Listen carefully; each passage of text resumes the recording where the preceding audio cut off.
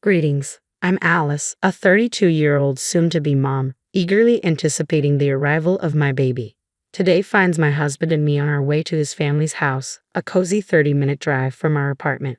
We make this trip regularly, usually a couple of times a month. Today's visit is prompted by the enticing news that my mother-in-law is whipping up her renowned apple pie. She's a kind soul, having endured the loss of her husband just last year. Despite the hardship, she's bounced back and is now eagerly awaiting the arrival of her grandchild. However, not everyone shares in our joy about the impending arrival of our child. One such person is my sister-in-law, Brianna. According to my mother-in-law, Brianna tied the knot 6 years before us, yet there's been no sign of her own pregnancy. Despite undergoing fertility treatments for the past 2 years, she's still without a child. The mounting pressure has left her noticeably irritable as of late. My mother-in-law had advised us to steer clear of Brianna whenever possible, so we usually timed our visits to coincide with her absence. Yet, much to her surprise, Brianna made an unexpected appearance on this particular day. "Long time no see, Alice. You've put on some weight, haven't you? You're not just lazing around at home because you're pregnant, right? You look like a seal, all round and ready to roll down a hill," she remarked sharply, catching me off guard. "Hey sis, how can you say something like that right off the bat? She's 9 months pregnant, of course her belly's gonna be big." "You're gonna make enemies with pregnant women all over the world talking like that," my husband interjected, coming to my defense and leaving me momentarily speechless. "Oh, please, I'm just thinking about Alice, okay? It's tough if a pregnant woman gets too heavy, you know. I just want Alice to be aware of her responsibilities as a mother," she asserted. Knowing that arguing back would only escalate the situation, I held my tongue. "Thank you, sister-in-law. You're right, I'll be more mindful," I responded in a conciliatory tone, though she huffed in dissatisfaction. "Just because you're pregnant doesn't mean you can be lazy. So start cleaning this house right now. You're lacking exercise, right? You can at least do that much," she insisted, thrusting a broom and dustpan into my hands. But after being reprimanded by both my mother-in-law and my husband for her behavior, she retreated to an upstairs room in a sulk. "I'm sorry, Alice. She just turned up unannounced. I asked her to leave." My mother-in-law apologized with a regretful expression. "It's all right, mother-in-law. I'm not bothered," I reassured her. "I'm sorry, Alice. That's just how my sister is," my husband chimed in, echoing his mother's apology. Following that, we enjoyed a pleasant time together, relishing the apple pie my mother-in-law had baked and sipping tea. We even called out to Brianna, but received no response. Despite our concerns, she never made an appearance. Little did I know that a harrowing incident was about to unfold just days later. I found myself at my in-laws' house alone, needing to speak with my mother-in-law. As I entered through the unlocked front door, I encountered Brianna in the living room. "Sister-in-law, what brings you here? I thought you had to work today," I inquired. "I wasn't feeling up to it, so I took the day off. And I must say, I'm surprised to see you here. You interrupted my cleaning last time. Now, please get back to work," she retorted, thrusting the broom and dustpan into my hands. To avoid any confrontation, I began cleaning, despite feeling discomfort since early morning. As I worked, the pain in my stomach intensified. Just as I contemplated taking a break, my sister-in-law delivered a forceful kick to my abdomen, causing my water to break. The agony surged and I collapsed on the floor. "Help, someone please," I cried out in pain, fumbling for my phone to dial my mother-in-law. "The baby, in trouble?" I managed to gasp before blacking out. When consciousness returned, I found myself in a hospital bed, an IV coursing fluids into my arm, and the warmth of an electric blanket enveloping my body. "Where am I? What about my baby?" I attempted to rise, but that ache in my abdomen thwarted my efforts. To my astonishment, my once prominent belly had diminished considerably, leaving me bewildered. Summoning the nurse with the press of a button, I sought answers. The nurse arrived, explaining that my water had broken, necessitating an emergency cesarean delivery. Though my infant was premature, they assured me of the baby's stable condition within an incubator. Upon hearing the news, my mother-in-law and husband, who had hurried to the hospital, wore expressions colored with fury, mirroring my own shock. Resolving to visit my child once my strength returned, I devoted myself to rest, striving to hasten my recovery. The following day, an unexpected pair invaded my hospital room without a courteous knock. My sister-in-law, the very same who had inflicted harm upon me, along with her husband, barged in with audacious entitlement. I scowled at their brazen intrusion, a sense of foreboding settling over me as they proposed a shocking notion. Let's settle this. We'll compensate you. Their suggestion sent a shiver down my spine, and when I declined, they launched a barrage of offensive remarks towards my weary countenance, still recovering from the cesarean procedure. Anger boiled within me as I contemplated the ordeal my daughter had endured at their hands. A settlement? Is this a joke? I won't be bought off. I'll ensure you face the consequences, I declared, inciting their wrath as they hurled insults at me. What? How dare you speak to us like that? We're offering a solution, showing mercy. Shouldn't you be grateful, Alice? Have your parents not taught you to respect your elders? Just agree quietly, my brother-in-law chimed in, aggravating the tension. Lost in our heated exchange, oblivious to our surroundings, the door suddenly swung open with a loud creak, startling us all. I've heard everything. I'm sorry, but I have absolutely no intention of settling. My husband's commanding presence, accentuated by his sturdy frame and towering stature, resonated in his deep voice. They appeared caught off guard by his sudden appearance, their confidence shaken. Ah, long time no see, Finn. It's a coincidence to meet you here. My brother-in-law attempted to feign casualness, though his tense expression betrayed him. Indeed, quite the coincidence, my husband responded evenly, his tone masking the tension in the room. I didn't expect to meet you here, and I never imagined I'd hear such words from you too. I would appreciate an explanation. We were all in the room when they said it, so there's no room for any excuses. I voiced my disbelief, feeling a mix of shock and betrayal. Hey, don't be so angry, Finn. It's not like we had ill intentions. We just feel bad for what we did to Alice. That's why we're offering money, hoping to settle this out of court, my sister-in-law explained, her voice trembling with guilt. But my husband's fury remained unabated. The one who decides whether this will be a settlement or not is Alice, not you. Besides, do you think this is a situation that can be solved with money? Alice had an emergency C-section, the baby's in an incubator. You endangered both their lives. Do you even understand that? My husband erupted, his emotions boiling over. I, too, found it impossible to forgive them simply because they offered compensation. I echo my husband's sentiments. No amount of money can rectify this. You'll face the consequences of your actions. My sister-in-law seemed to believe that throwing money at us would absolve them of their guilt. But this situation was far from simple. Thankfully, both my daughter and I, though she was in an incubator, were safe. But had there been any misstep, our situation could have been dire. It appeared my sister-in-law was completely unaware of this, a fact that likely troubled my brother-in-law as well. Reflecting on this, I realized I couldn't easily forgive them or entertain the notion of a settlement. My sister-in-law, upon hearing my stance, erupted, her voice rising. What do you mean? This is all her fault. She knew I couldn't conceive, yet she flaunted her pregnancy in front of me. Was that some sort of taunt? I was furious, and I did what I did to ensure she wouldn't dare to provoke me like that again.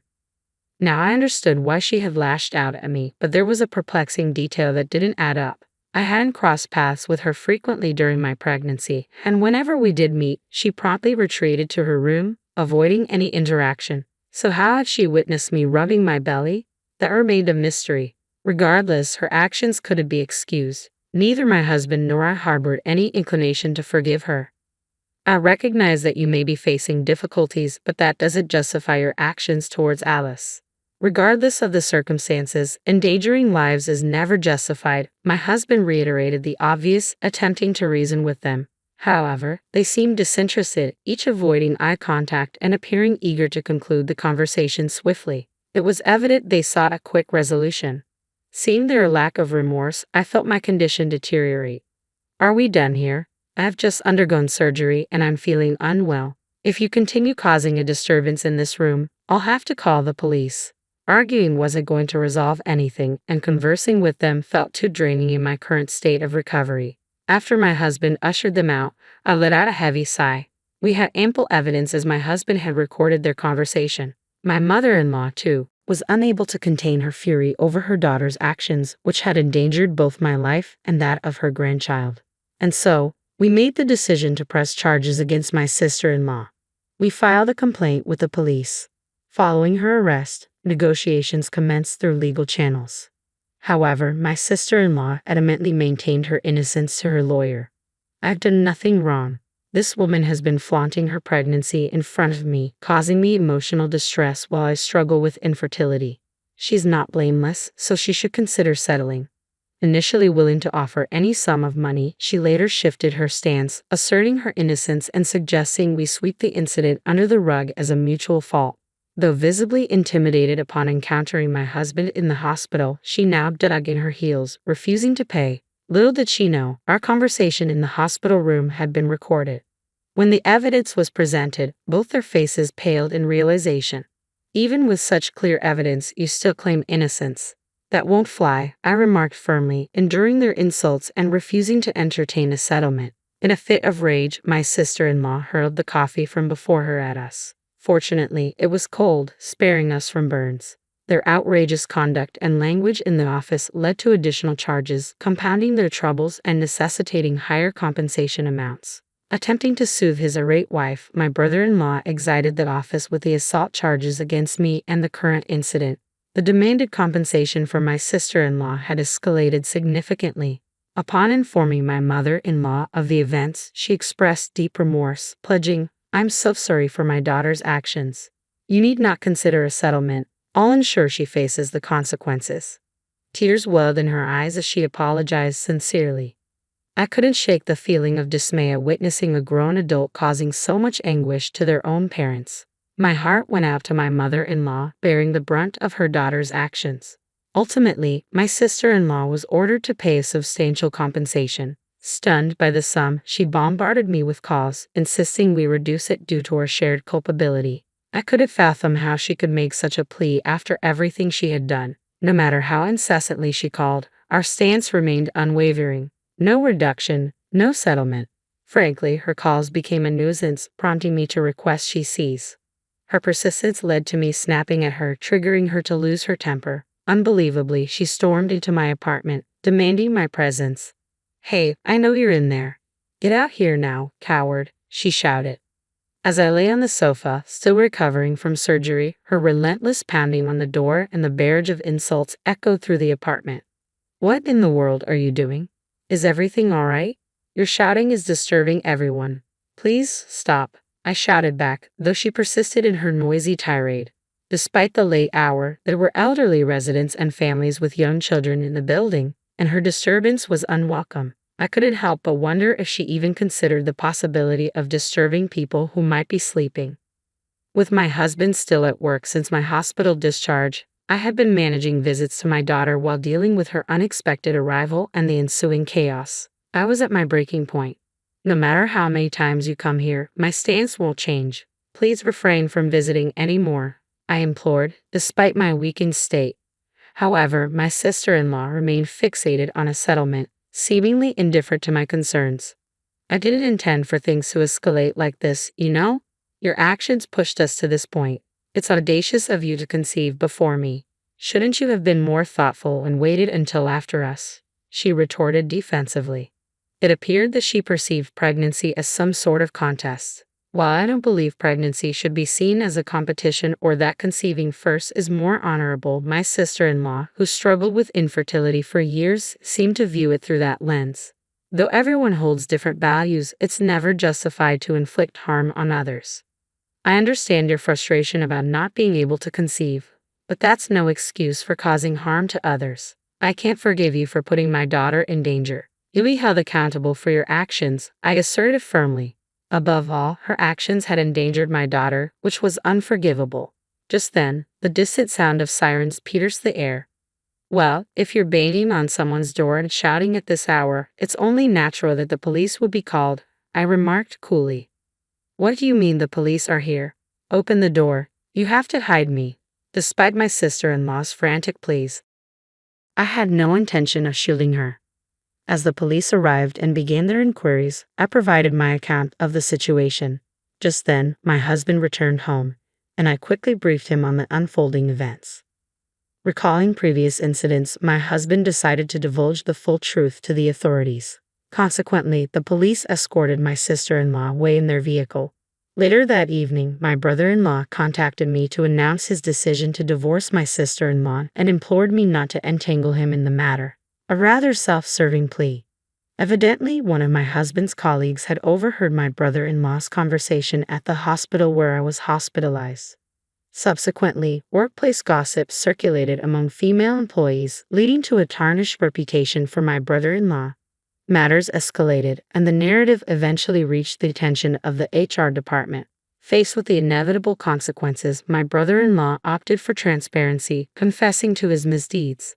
Consequently, he was informed that he could no longer remain employed in the company and would be transferred to a regional office. Though he doesn't want to be dragged into any more trouble, I simply can't handle her problems anymore. Another slip-up and I'll lose my job. Please spare me from any more complications, he asserted before abruptly ending the call. Since then, he's remained silent. In the aftermath, we received a significant settlement from my sister-in-law. To ensure she couldn't intrude into our lives again, we changed our phone numbers and relocated. Even if she were to face dire circumstances and seek assistance, she'd have no means of locating us. Several months later, my daughter was discharged from the hospital unscathed, thriving, and healthy. Rumors circulated that my sister-in-law hadn't fared much better. Initially relying on the hospitality of friends, she overstayed her welcome, neglecting her shared expenses until she was ultimately evicted. Now, with nowhere to call home and debts looming, she's scraping by with part-time work. I smoothed my hands over the silky fabric of my wedding dress, a soft smile playing on my lips as I admired the intricate lace detailing. This was the moment I had dreamed of, marrying into wealth and status, leaving my humble roots behind. But little did I know, the path ahead was paved with humiliation and heartbreak. The lavish engagement party was in full swing, champagne flowing freely as Jake's privileged friends and family mingled. I felt out of place amidst the opulence, my modest upbringing a stark contrast to their world of inherited affluence. Still, I plastered on a smile, determined to win their acceptance. That's when Richard, Jake's imposing father, stepped forward, his expression one of thinly veiled disdain. "Welcome to the family, for now," he announced with a cruel smirk. "Let's see if this charity case can meet our standards." The room fell silent, all eyes on me as my face burned with shame. Jake shifted uncomfortably, but said nothing to defend me against his father's classist jabs. In that moment, I realized the true depths of Richard's contempt for my background. As the party resumed, I found myself reminiscing about how Jake and I first met. He had been so charming, showering me with affection and promises of a better life. But over time, his true colors emerged: the controlling behavior, the belittling comments about my modest means. I had chosen to ignore the red flags, blinded by my desperation to escape poverty. Later that night, Jake tried to apologize for his father's behavior, but the damage was done. The man I had fallen for was gone, replaced by someone who enabled his family's cruelty towards me. A gnawing sense of dread settled in my gut. If this was just the engagement party, what horrors awaited at the wedding itself? Growing up, I never imagined I'd be planning a lavish wedding fit for royalty. My childhood home was a cramped apartment where every penny counted. Mom worked double shifts as a waitress, while Dad juggled odd jobs to keep us afloat. Yet they instilled in me the belief that hard work and determination could unlock a better future. That future seemed tantalizingly close when I met Jake at the local community college. With his expensive sports car and designer clothes, he reeked of money and privilege. But he charmed me with his easy smile and stories of traveling the world. I was smitten, envisioning myself escaping the cycle of poverty. Jake's father, Richard, was far less enamored when we brought up marriage. "You can't be serious," he scoffed during a disastrous family dinner. "Marrying some bargain basement girl from the wrong side of the tracks?" Jake shifted uncomfortably, his eyes downcast. "Dad, don't be like that. Ava's amazing." "Amazing at digging her claws into you for your money, you mean?" Richard sneered at me. "I forbid this circus act of a wedding from happening under my roof." Tears stung my eyes, but I refused to show weakness. "With all due respect, it's not your decision. We're both adults capable of making our own choices." "Then you can pay for this sham of a wedding yourself," Richard retorted. "Don't expect a dime from me for some deadbeat's daughter." The venom in his voice shook me to my core. This was the man I hoped to call family, a cold-hearted elitist who viewed me as subhuman filth. Over the following weeks, Richard's disdain only grew more overt. He nitpicked every minor wedding detail, from the venue to the flower arrangements. "This is a disgrace to our family name," he'd mutter under his breath whenever I was within earshot. I confided in Jake, hoping he'd have my back against his father's relentless torment. But he just shrugged it off. "You know how he gets. Don't take it personally." That's when the first seeds of doubt took root. Was tying myself to this entitled family worth enduring their abuse? I pushed those doubts aside, convincing myself I could tough it out as long as I had Jake by my side.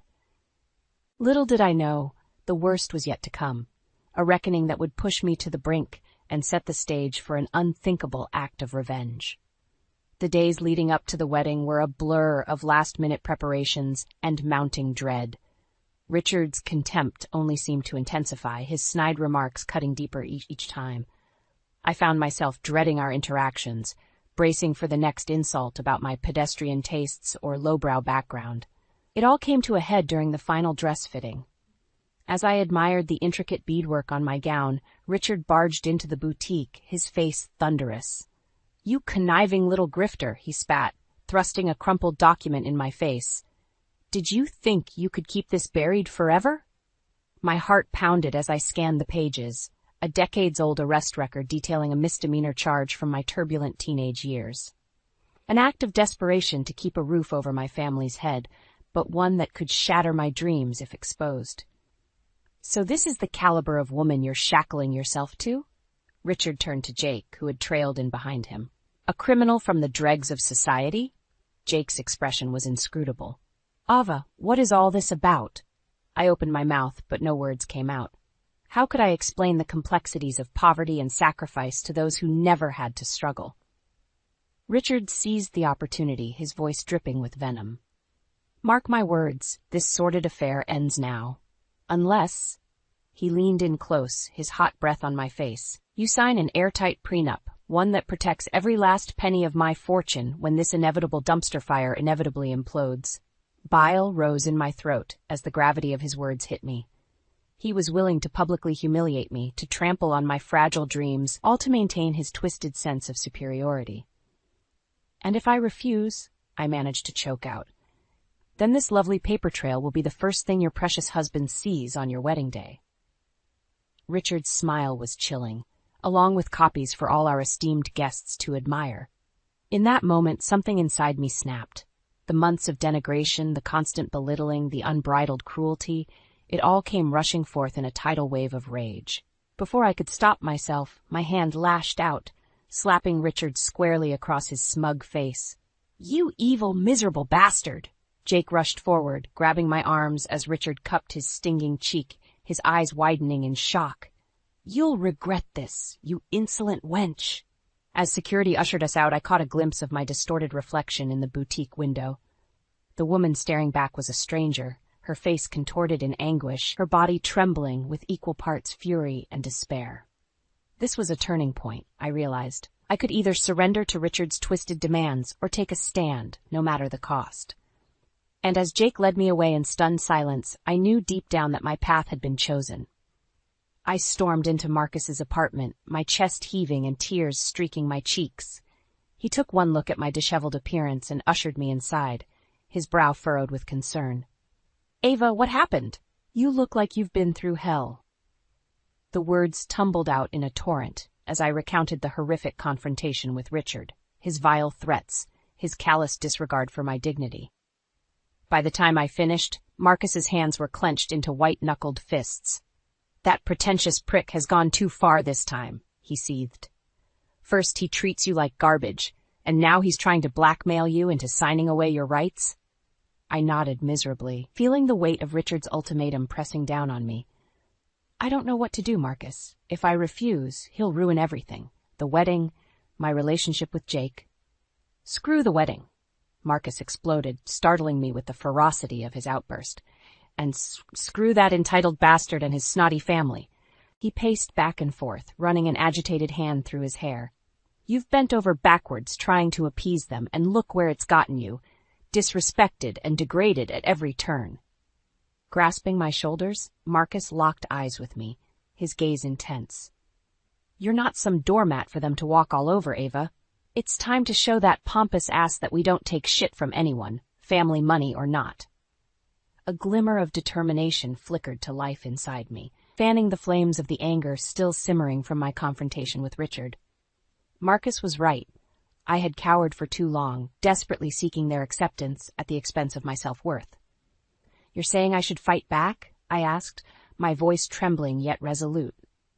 "Take the battle to them for once?" Marcus's expression was grim, but unwavering. "I'm saying it's long past time we stop playing by their rules.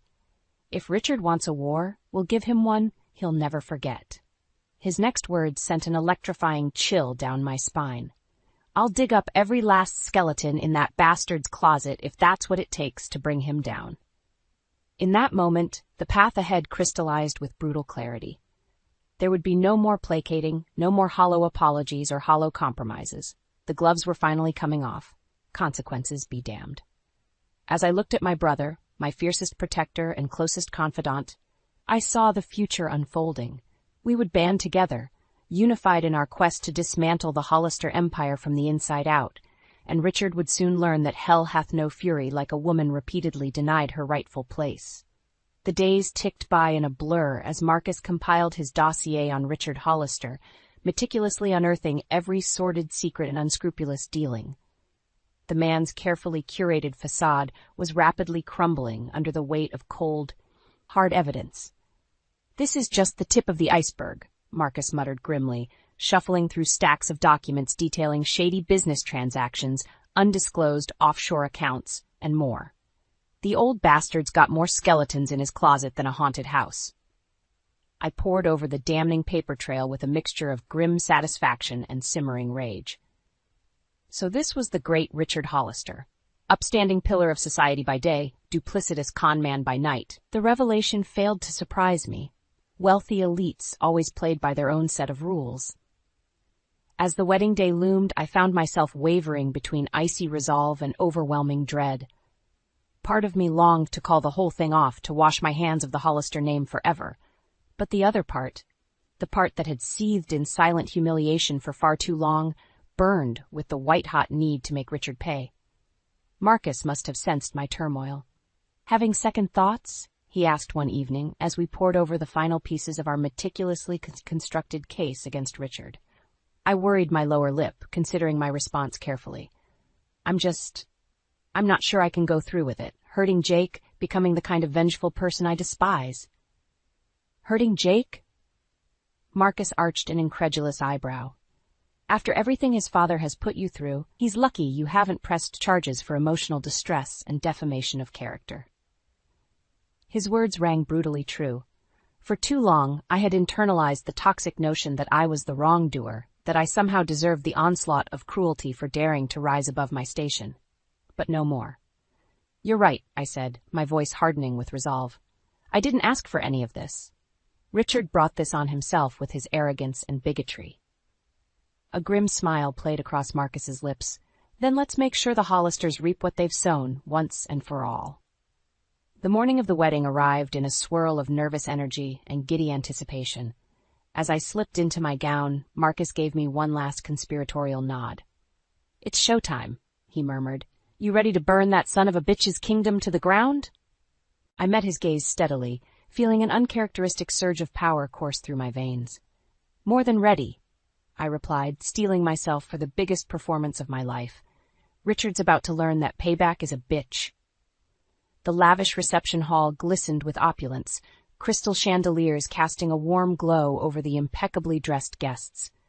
Waiters glided by with trays of champagne flutes, the bubbles sparkling like liquid diamonds.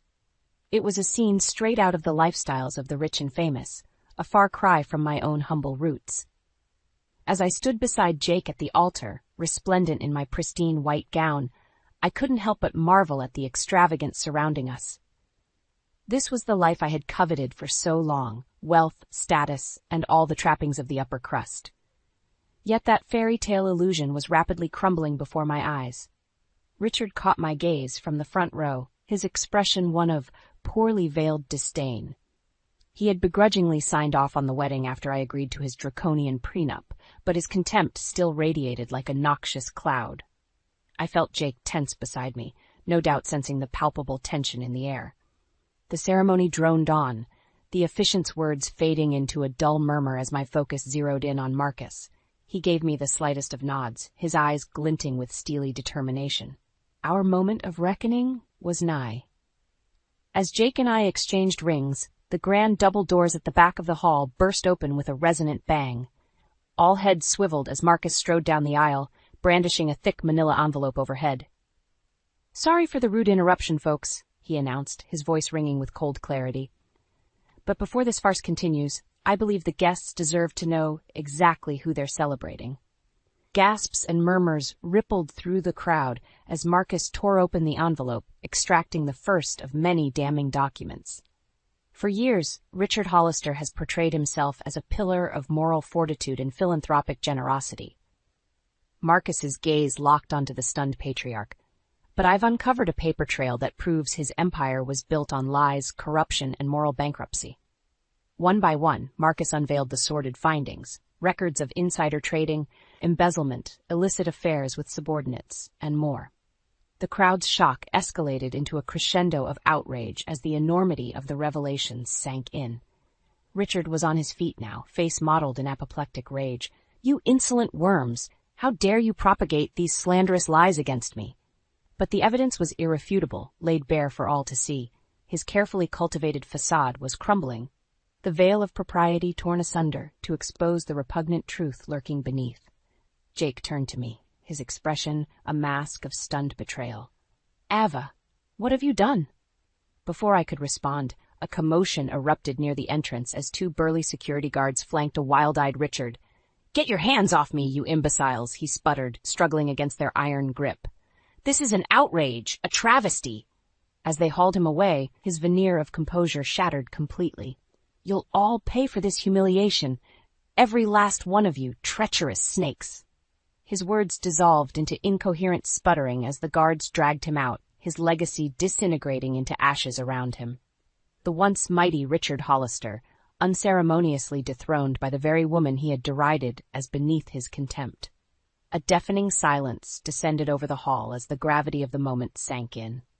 I turned to survey the stunned assembly, my chest swelling with a heady concoction of triumph and vindication.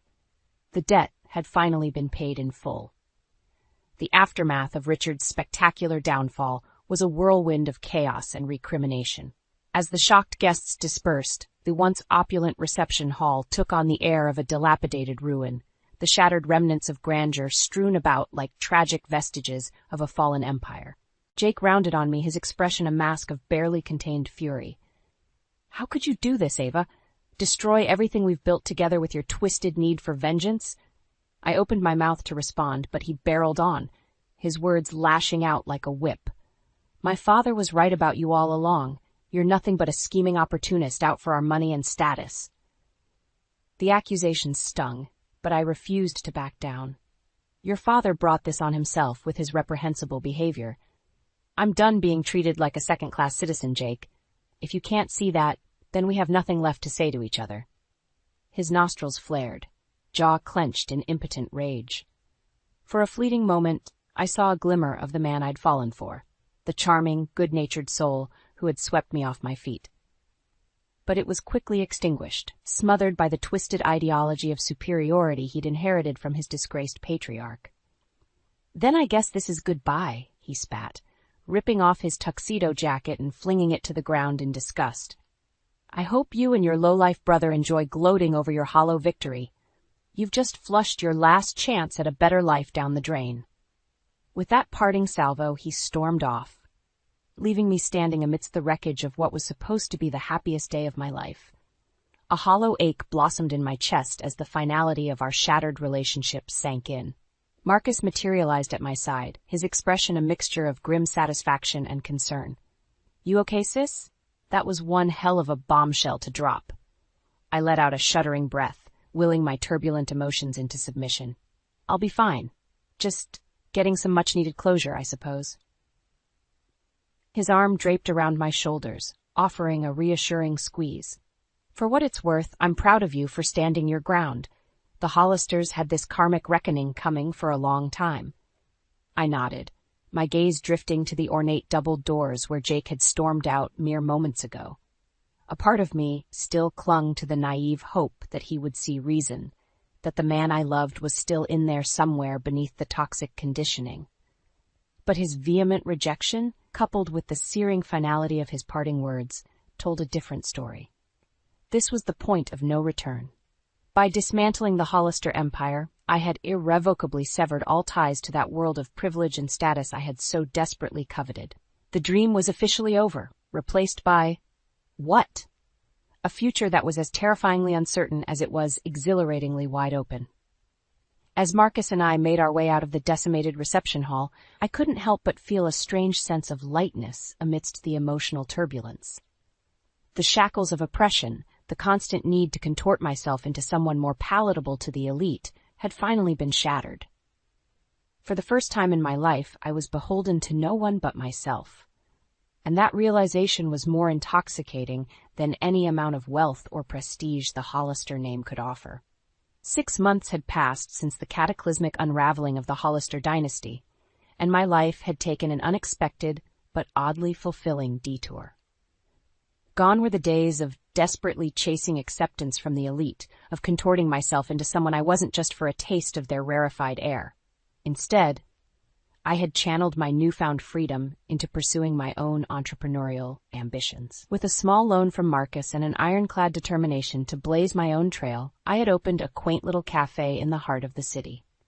Nothing fancy, just good food, friendly service, and a warm, welcoming atmosphere, the antithesis of the Hollisters' cold, ostentatious trappings. As I surveyed the lunchtime rush, smiling at the cheerful chatter and aroma of freshly brewed coffee that permeated the air, I couldn't help but marvel at how far I'd come. No more walking on eggshells, no more swallowing my pride for the sake of social climbing. This was my kingdom now, built from the ground up through sheer grit and perseverance. The tinkling of the front doorbell snapped me from my reverie. I glanced up and felt my breath catch in my throat. There, shuffling in with a haunted, defeated look, was Richard Hollister, or what remained of him.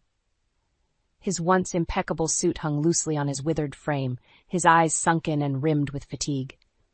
The mighty Titan had well and truly fallen, his reputation and empire lying in smoldering ruins. For a moment our gazes locked, a silent acknowledgement passing between us. He knew I had orchestrated his downfall, just as I recognized the broken husk of a man before me as the architect of my own suffering. There was no need for words. The cosmic scales had been balanced, for better or worse. Richard slumped into a corner booth, shoulders sagging beneath an invisible weight. As I approached to take his order, a flicker of his former arrogance resurfaced. "Come to gloat, have you?" he rasped, his voice a reedy shadow of its once booming timbre. "Admire the devastation you've wrought on me and my family?" I studied him for a long moment, seeing not the sneering elitist who had derided me at every turn, but a pathetic, empty husk. Revenge, once so intoxicating in its inevitability, suddenly felt hollow and unfulfilling. "I'm not here to gloat, Richard," I said at last. "Just to take your order, if you're still welcome here." His brows knitted in confusion, as if he couldn't quite process the olive branch I was extending. For so long we had been locked in an endless cycle of escalating hostilities that the concept of civility was now utterly foreign. Finally he gave a weary nod. Just a black coffee, then." As I turned to leave, his gravelly voice stopped me. "You've won, you know. Taken everything from me, my business, my reputation, my family." A rueful chuckle escaped his cracked lips. "I don't even know who I am anymore without all of that." I looked back at him, feeling an unexpected pang of sadness amidst the hard-won sense of victory. Here was a man who had tied his entire identity to his material trappings, never realizing how empty and meaningless it all was until everything had been stripped away. "Maybe that's not such a bad thing," I heard myself saying. "A chance to start over, to find value in something other than old money and status." Richard's gaze was inscrutable as I walked away, leaving him to ponder my words and the hollow remnants of the life he had once clung to so desperately. As for me, I had found my rebirth, a new existence forged from the ashes of the old. and while the journey had been devastating, the freedom and self-determination I now possessed made every hardship worthwhile. The debt was paid, the scales finally balanced. Now it was time to flourish on my own terms. The sound of Elsie's muffled sobs greeted me as I stepped into Derek and Marlene's house to celebrate my granddaughter's 12th birthday. My heart sank. Those weren't the joyful cries of a happy child. I followed the noise down the hallway to a room with a steel door, no decorations adorning its cold surface. "Derek? Marlene?" I called out, knocking firmly. No response. I pressed my ear against the unforgiving metal. Elsie's whimpers grew louder, intermingled with the familiar scratching of pencil against paper. Using the spare key Derek had given me, I unlocked the door. The sight before me ignited a fire of rage within. My sweet Elsie sat hunched over a piano keyboard, red-eyed and frazzled. The room was dimly lit and lined wall-to-wall with music sheets, like a prison cell designed to strip her of creativity and joy. "Elsie!" I gasped, darting to her side. She flinched, her listless gaze slowly meeting mine. "Honey, what's going on? Are you okay?" Before she could respond, the door burst open. Marlene stood fuming, her face contorted into a scowl that sent shivers down my spine. "What are you doing in here?" she growled, snatching Elsie by the arm and wrenching her away from me. "I told you not to disturb her practice," Elsie whimpered, trembling in Marlene's vice-like grip. "But Grandma!" "Silence!" Marlene's shrill voice silenced her pleading cry. "You know the rules. No distractions until you've perfected this piece." "Marlene, that's enough!" I stepped forward, shielding Elsie with my body. "What kind of hellish prison is this? She's just a child, for God's sake." Marlene's glare could have melted steel. "Stay out of this, Mother. You're too soft on her. Elsie has a gift, and I'll do whatever it takes to nurture it." By locking her away like a caged animal, look at her, Marlene, she's absolutely miserable. Tough love is necessary to achieve greatness, something you never understood with Derek. She spat the words like venom. "I won't let Elsie squander her talents like her father did. Not on my watch." My blood boiled, but I refused to engage her twisted rationalization. Keeping my tone measured, I turned to my trembling granddaughter. "Elsie, sweetheart, go wait in the living room. I need to have a talk with your mother." Elsie hesitated, her eyes pleading for an escape hatch. But Marlene's iron glare subdued her momentary courage. With a defeated sigh, she slumped out of that wretched room, not even bothering to grab her belongings. As the door clicked shut, I wheeled on Marlene, aiming my fiercest look straight into her delusional eyes. "How dare you treat her this way? Have you lost your mind?" Marlene scoffed, folding her arms defiantly.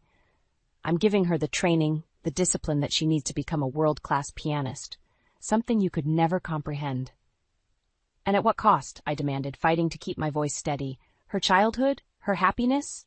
You're stealing her spirit away, piece by piece." "Don't be so dramatic." She rolled her eyes. "I'm doing what's best for her future success. Unlike you, I'm not going to let my child's potential go to waste." Her words stung, dredging up past failures I thought I'd buried long ago. But this wasn't about me or my shortcomings. It was about protecting Elsie. I steeled my resolve, meeting Marlene's contemptuous glare with unwavering determination. "If you think for 1 second that I'll stand by while you crush that poor girl's soul, you're gravely mistaken. This ends now." The battle lines were drawn. As Marlene and I stared each other down in that dimly lit chamber of horrors, I knew there would be no turning back. For Elsie's sake, I had to fight and win. After my confrontation with Marlene, I stormed out of that cursed house, my mind racing. How could she treat Elsie that way? My own granddaughter, sobbing and imprisoned like a common criminal? The thought made me ill. In the days that followed, I did some digging into Marlene's past. What I uncovered explained a lot about her twisted motivations. Marlene came from an affluent family with a reputation for musical excellence to uphold. Her own mother, a celebrated concert pianist, had groomed her relentlessly as a prodigy from a young age. The pressure crushed Marlene's passion, but she dutifully followed the path laid out for her, until she faltered during a career-defining recital at Juilliard. That failure shattered her psyche, and her family promptly disowned her in disgrace. The revelation crushed her dreams and her spirit. She spent years drifting aimlessly until meeting my son Derek. Somehow, the strength and stability Derek provided helped Marlene regain her sense of purpose. But the wounds of her childhood never healed. Her obsession with molding Elsie into the musical icon she could never become only grew more ravenous, more unhinged. I knew then that if I didn't act fast, Marlene would rob Elsie of her very identity. A few days later, I invited myself over again, this time with the pretense of a family chat. As expected, Marlene treated me with icy disdain, but I refused to back down. "You can't treat Elsie like a circus animal forever," I scolded her in the living room. "She's a growing girl who needs freedom, friends, sunshine." Marlene rolled her eyes. "Don't start with your sentimental crap again. All that matters is hardening Elsie's focus, eliminating distractions. That's the only way she'll reach her full potential." "By destroying her spirit?" I cried incredulously. On cue, Elsie shuffled in looking ragged and exhausted. "There you are, lazy bones," Marlene snapped. "Get over here and show Grandma how far we've come." The haunted look in my granddaughter's eyes as she took her place at the piano keys will forever be seared into my brain. Slowly, mechanically, she began playing an intricate Mozart piece with cold, clinical precision. Not an ounce of passion or joy flowed from those nimble fingers. When she finished, Marlene turned to me with a triumphant smirk. "You see? Perfection takes sacrifice. That's something your pathetic son could never grasp." Before I could object, Elsie suddenly collapsed into a fit of shuddering sobs. In a flash, I was at her side, cradling the poor girl as she cried into my chest. "Please." "No more," she whimpered between ragged breaths. I can't do this anymore." My blood boiled over as I glared at the vile woman towering over us. "Are you happy now, you wretched hag? Look at what you've done to her." Marlene's face flushed a deep crimson, her lips curling into a sneer of pure contempt. "How dare you let sentiment cloud your judgment? I'll not have my daughter grow up to be a quitter like the rest of your loser family." I saw red. Before I could stop myself, I stood and charged at Marlene, my hands coiled into trembling fists. "You evil, miserable Hey!" A booming voice froze me mid-lunge. Derek barreled into the room, grabbing me by the shoulders. "What in the hell is going on here?" As my son stared at me in shock and confusion, I knew I had to make him see the truth. If I didn't, Marlene's torment of Elsie would never end. I couldn't fail now, not when my granddaughter's future was at stake. Steeling my nerves, I turned to Derek and uttered the words I'd been dreading. "Your wife is abusing your daughter." Derek stood frozen, his mouth agape as my accusation hung in the air like a suffocating fog. Marlene wasted no time trying to regain control of the situation. "Don't listen to her ramblings, dear," she purred, slithering up to Derek with serpentine charm. "You know how emotional your mother can get. She's just jealous of Elsie's talents." "Jealous?" I sputtered, my rage bubbling over. "You twisted, delusional snake! I'm trying to protect my granddaughter from your psychotic abuse." Derek's brow furrowed in confusion as he looked from me to Marlene and back again. "Abuse? What are you talking about, Mom?" "Open your eyes, son," I pleaded, gesturing to the disheveled, cowering form of Elsie still crumpled on the floor. "Look at what your wife's training has done to that sweet child."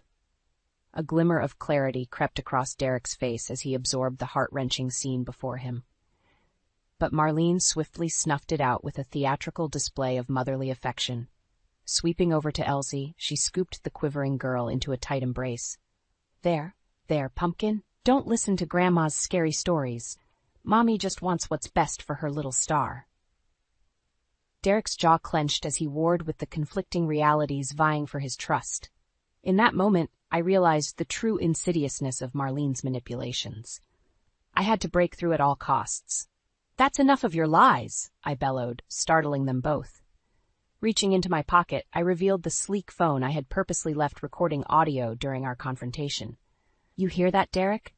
I have proof of the vile way your witch of a wife treats your daughter." My voice dripped with a mixture of fury and triumph as realization crept across Marlene's twisted features. You had no right," she seethed through gritted teeth. "Every right," I shot back with righteous fury. "As her grandmother, I'll do whatever it takes to protect Elsie from your madness." Derek stood shell-shocked as Marlene and I faced off, tremors of rage rolling off us both in palpable waves. Finally, my son found his voice. "Mother," he said in a tone that brokered no argument, Show me what you have on that recording. Now. My heart soared with vindication as I eagerly played back the device. Marlene's harrowing threats and insults filled the room in lurid detail as poor Elsie wept and pleaded for mercy.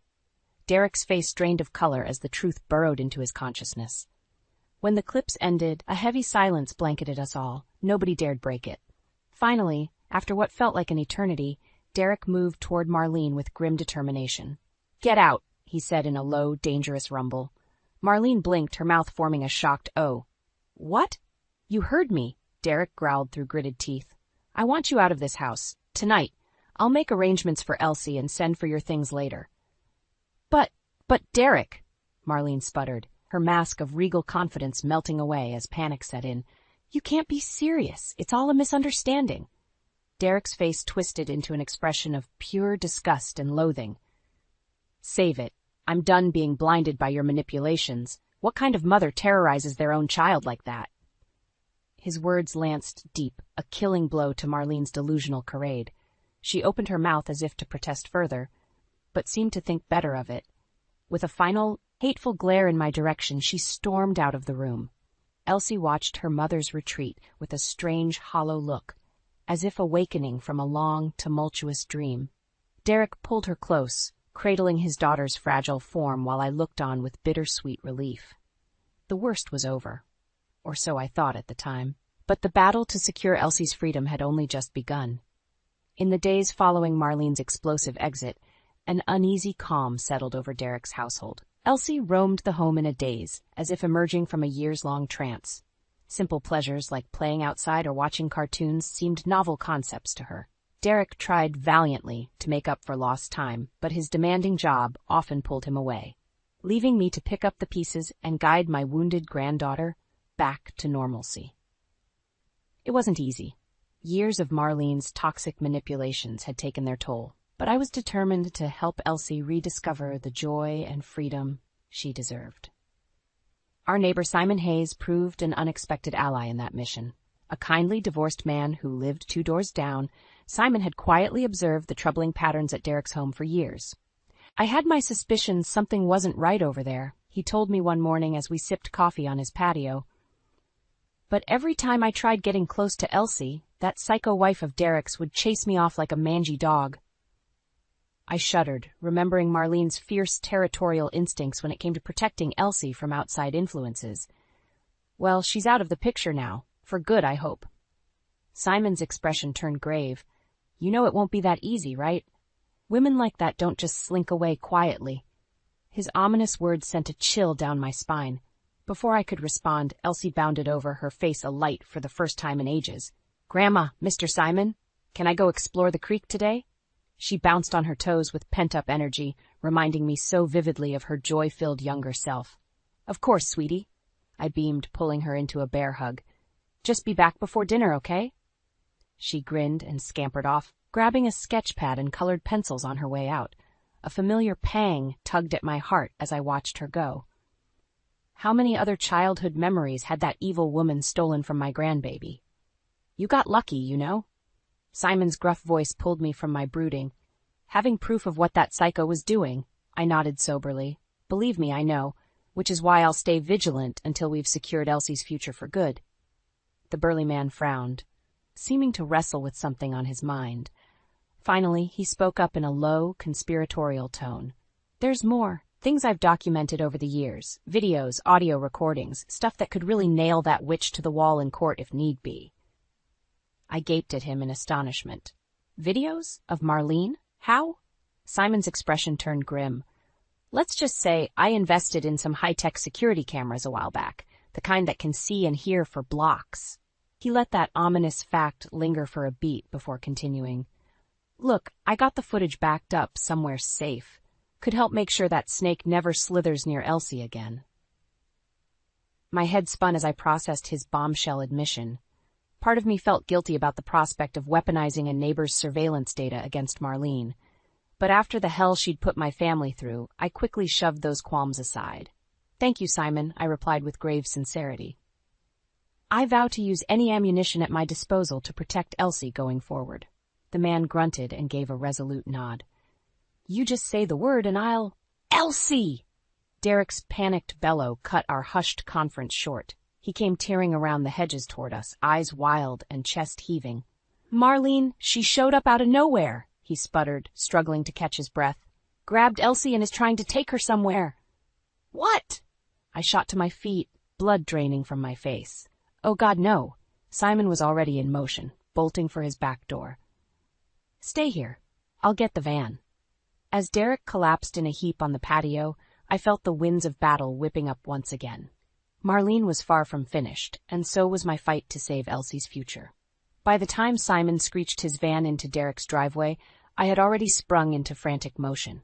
I burst through the front door, Derek hot on my heels, and began a desperate search for any signs of my missing granddaughter.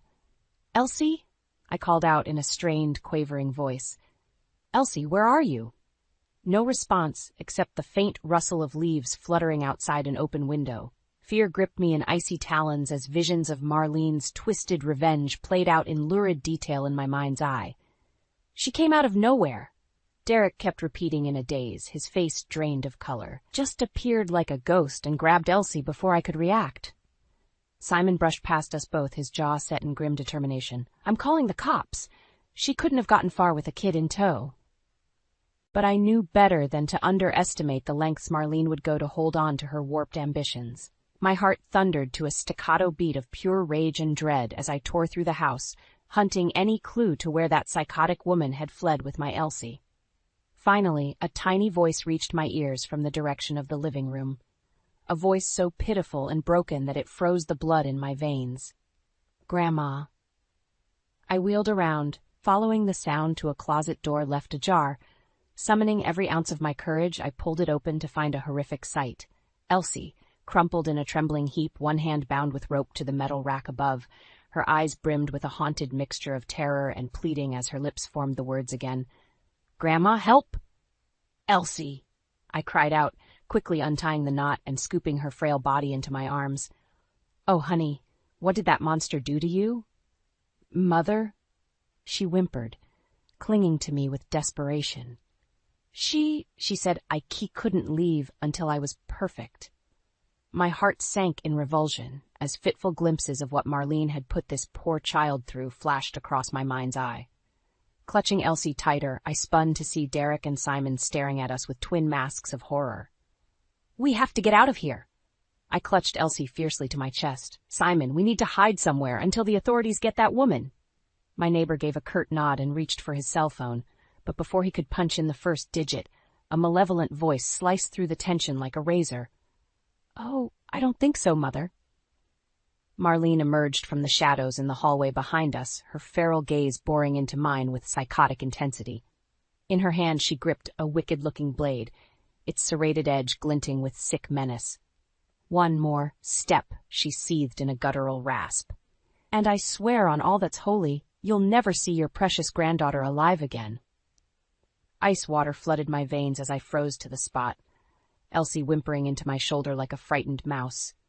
Derek lunged with futile rage, but Marlene casually swatted him aside with a dismissive backhand. Stay down, you simpering fool, she spat, her voice dripping with unbridled contempt. This is what happens when you let bleeding heart sentiments cloud your judgment. With a deep, shuddering breath, I hugged Elsie as close as I could and faced my deranged daughter-in-law. Whatever you want, Marlene. Please, just don't hurt her. Haven't you put her through enough torment? Something shifted in those hateful eyes. A bitter, twisted smile split her features as she let out a grating chuckle that raised the hairs on my neck. Torment? You think this is about torment? Marlene's free hand clutched her chest in a pantomime of tortured anguish. This was her salvation, her one chance to claw past the curse of mediocrity that afflicts our bloodline. She took a jerking step closer, pressing the cold steel against my cheek, its razor edge biting my flesh. I held my ground, staring her down as Elsie sobbed into my neck.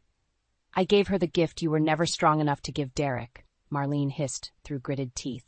The gift of my relentless drive, my burning ambition, a righteous obsession, to escape the shackles of a meaningless, forgotten existence. A solitary tear traced down her cheek as her impassioned tirade reached its crescendo. But you had to defile that sacred commitment, didn't you? poisoning her mind with your sickening, weak-willed compassion." She pulled the blade away and took a lurching step backwards, her whole body quivering. I watched in mute horror as the woman teetered on the edge of total madness, for my own fear rendered insignificant next to the safety of my granddaughter. In that suspended moment, Elsie lifted her head and met my gaze with luminous, imploring eyes. Without a single word, that child conveyed everything I needed to hear in that soul-rending stare. The torment, the deprivation, the shredding of all joy and hope and identity inflicted by her own mother's callous obsession. I didn't hesitate. Gathering my courage, I thrust Elsie into Derek's arms and turned to face Marlene squarely. "Get out!" The demented woman blinked, her tirade fading into sheer dumbfounded rage. "What did you say to me?" "You heard me," I bellowed, taking a bold step forward. "I want you out of my family's life once and for all. Your poison has done enough damage, you deranged witch." Marlene's mouth contorted into a hideous sneer. "The damage is only beginning, you meddling old crone." She lunged with feral abandon, swinging the blade in a vicious horizontal arc. I ducked just in time, reeling backwards as the razor-sharp edge sliced through the air where my neck had been. "Mom?" Derek launched himself at Marlene with a guttural roar, but she swatted him away like a fly. The blade planted itself into the wall as she wrestled him to the ground. "You're as pathetic as she says." Marlene spat, raining blows down on Derek's head. "Just a sad, useless shell of a man." I acted on pure instinct. Grabbing an antique globe from the end table, I wound up and swung the heavy orb squarely at the back of Marlene's skull. It connected with a sickening crunch, sending her sprawling to the side. My chest heaved with exertion as I glared down at the crumpled, barely conscious heap that had once been my daughter-in-law. "Somebody get the authorities on the line," I rasped, spitting out the words like daggers. "Before I do something we'll all regret." A dismal, haunting silence swallowed us all. The battle for Elsie's soul had reached its bloody culmination, but at what cost? When the police finally arrived, the scene must have painted a ghastly picture of domestic carnage. Derek slumped against the wall, semi-conscious and spattered with blood. Marlene bound with zip ties and muttering incoherently on the floor. And me, Lorraine Ellis, clutching my sobbing granddaughter with a vice-like grip as the madness of the past few hours finally caught up to all of us. The officers had to practically pry Elsie from my arms to assess her condition. As they loaded Marlene into the back of their cruiser like a rabid animal, she let out one final tortured howl that sent chills down my spine. "You'll all be forgotten," she screeched, writhing against her restraints. "Nameless vagrants wasting away in the gutter with the rest of the talentless nobodies." Then she was gone, like a living nightmare being hauled away. But her lingering malice hung over us all with palpable dread. What now? Where did we go from this point? Over the next few days, the fallout from Marlene's explosive unraveling rippled through our quiet community in waves.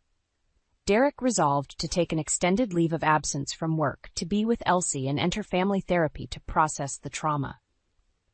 Meanwhile, Marlene faced a firestorm of legal troubles. Her assault charges were compounded by allegations of child abuse and imprisonment uncovered during the investigation. The judge ultimately ruled that she should undergo mandatory psychiatric evaluation and counseling to determine the threat she posed to her own daughter. Perhaps the most shocking development was the swift and merciless backlash from our once idyllic neighborhood. Word spread like wildfire about Marlene's deranged obsession and the lengths she went to transform Elsie into a musical prodigy. Suddenly, the woman who everyone thought was just an overachieving tiger mom became persona non grata, a cautionary tale of parenthood gone horrifically wrong. People I had known for years now openly shunned me and Derek in the streets, as if the curse of Marlene's insanity might somehow rub off on us. The cruelest judgments, however, were reserved for poor Elsie. "Did you hear about the Bennett girl? What a shame, such a waste of talent." "You know her mother was grooming her for Juilliard from birth? Can you imagine the pressure? No wonder the girl cracked. Apple doesn't fall far from the tree, as they say." Though they tried to shield her, the whispers and sideways glances cut Elsie deeper than any blade. The idea that her own mother's delusional ambition had somehow indelibly stained her future potential was a shadow she couldn't escape. At least, not by staying in this town much longer. It was around this time that Simon, bless his ornery heart, stepped up with a proposition. His sister happened to manage a ranch in a remote part of Montana where Derek and Elsie could live off the grid for as long as they needed to heal. A chance to make a clean break and start totally anew. Though I longed for them to stay nearby, I knew it was the wisest path forward.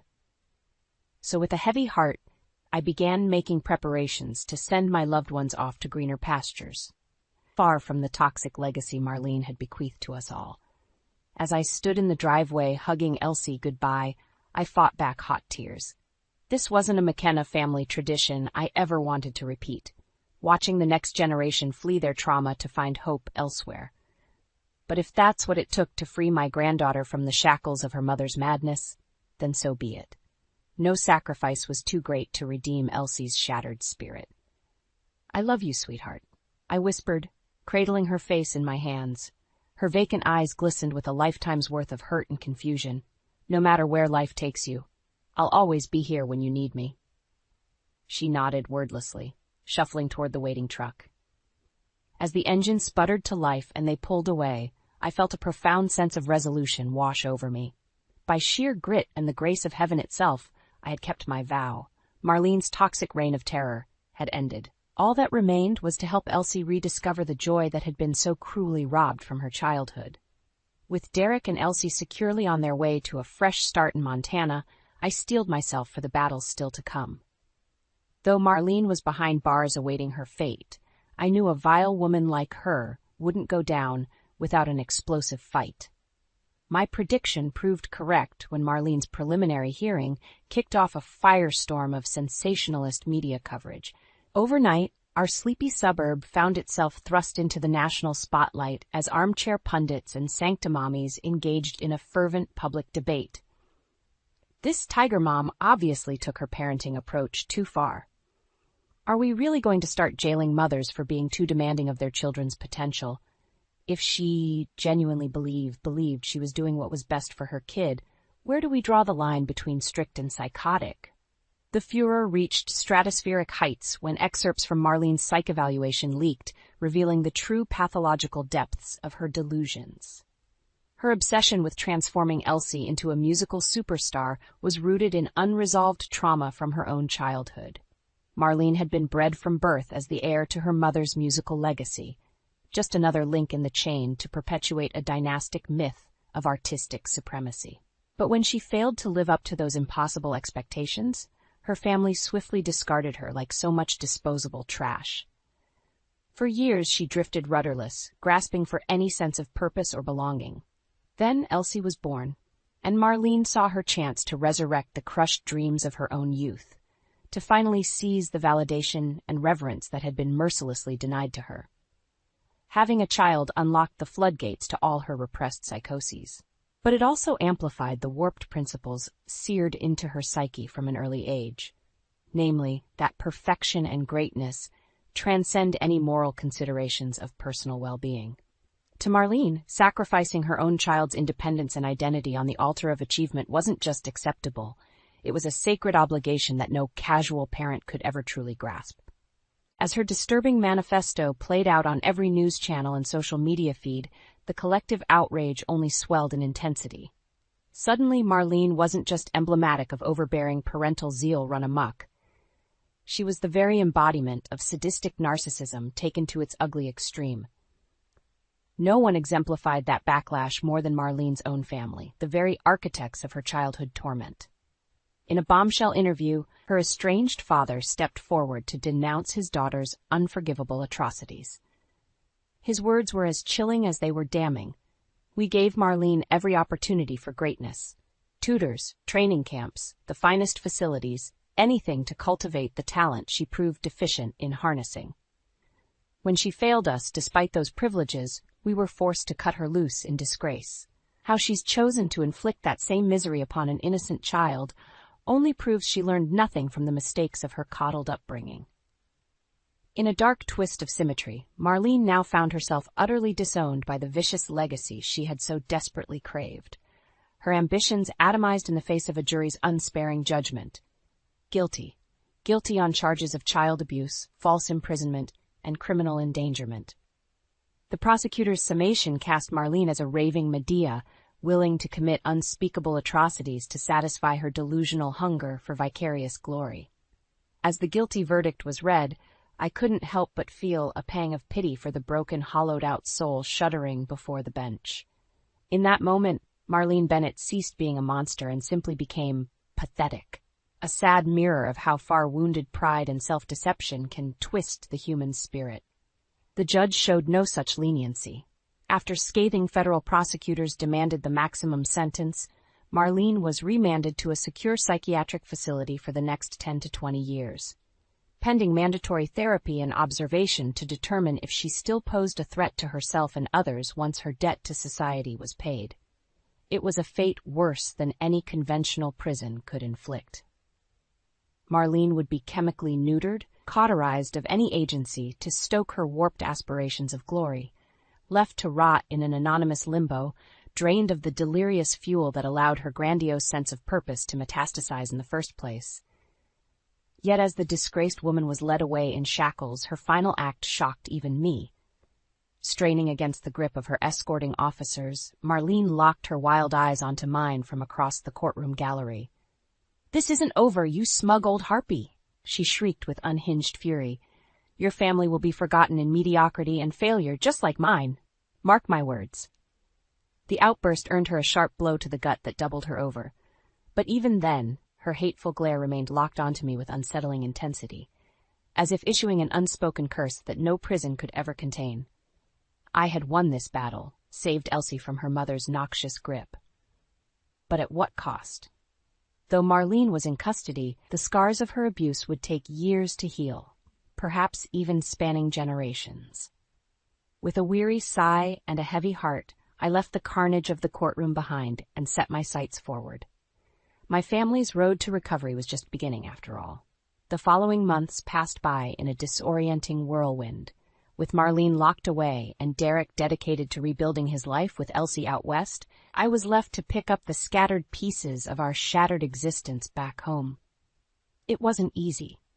Despite the urban legends that now swirled about the horrors that unfolded under my own roof, the fact remained that most folks still saw me as the well-meaning oldster whose granddaughter was simply collateral damage to her mother's insanity. In other words, pity mixed with more than a hint of disdainful gossip became the brand our family wore like a scarlet letter around town. Grocery clerks who had known me for decades suddenly went cold and aloof. Neighbors stopped waving from across the street.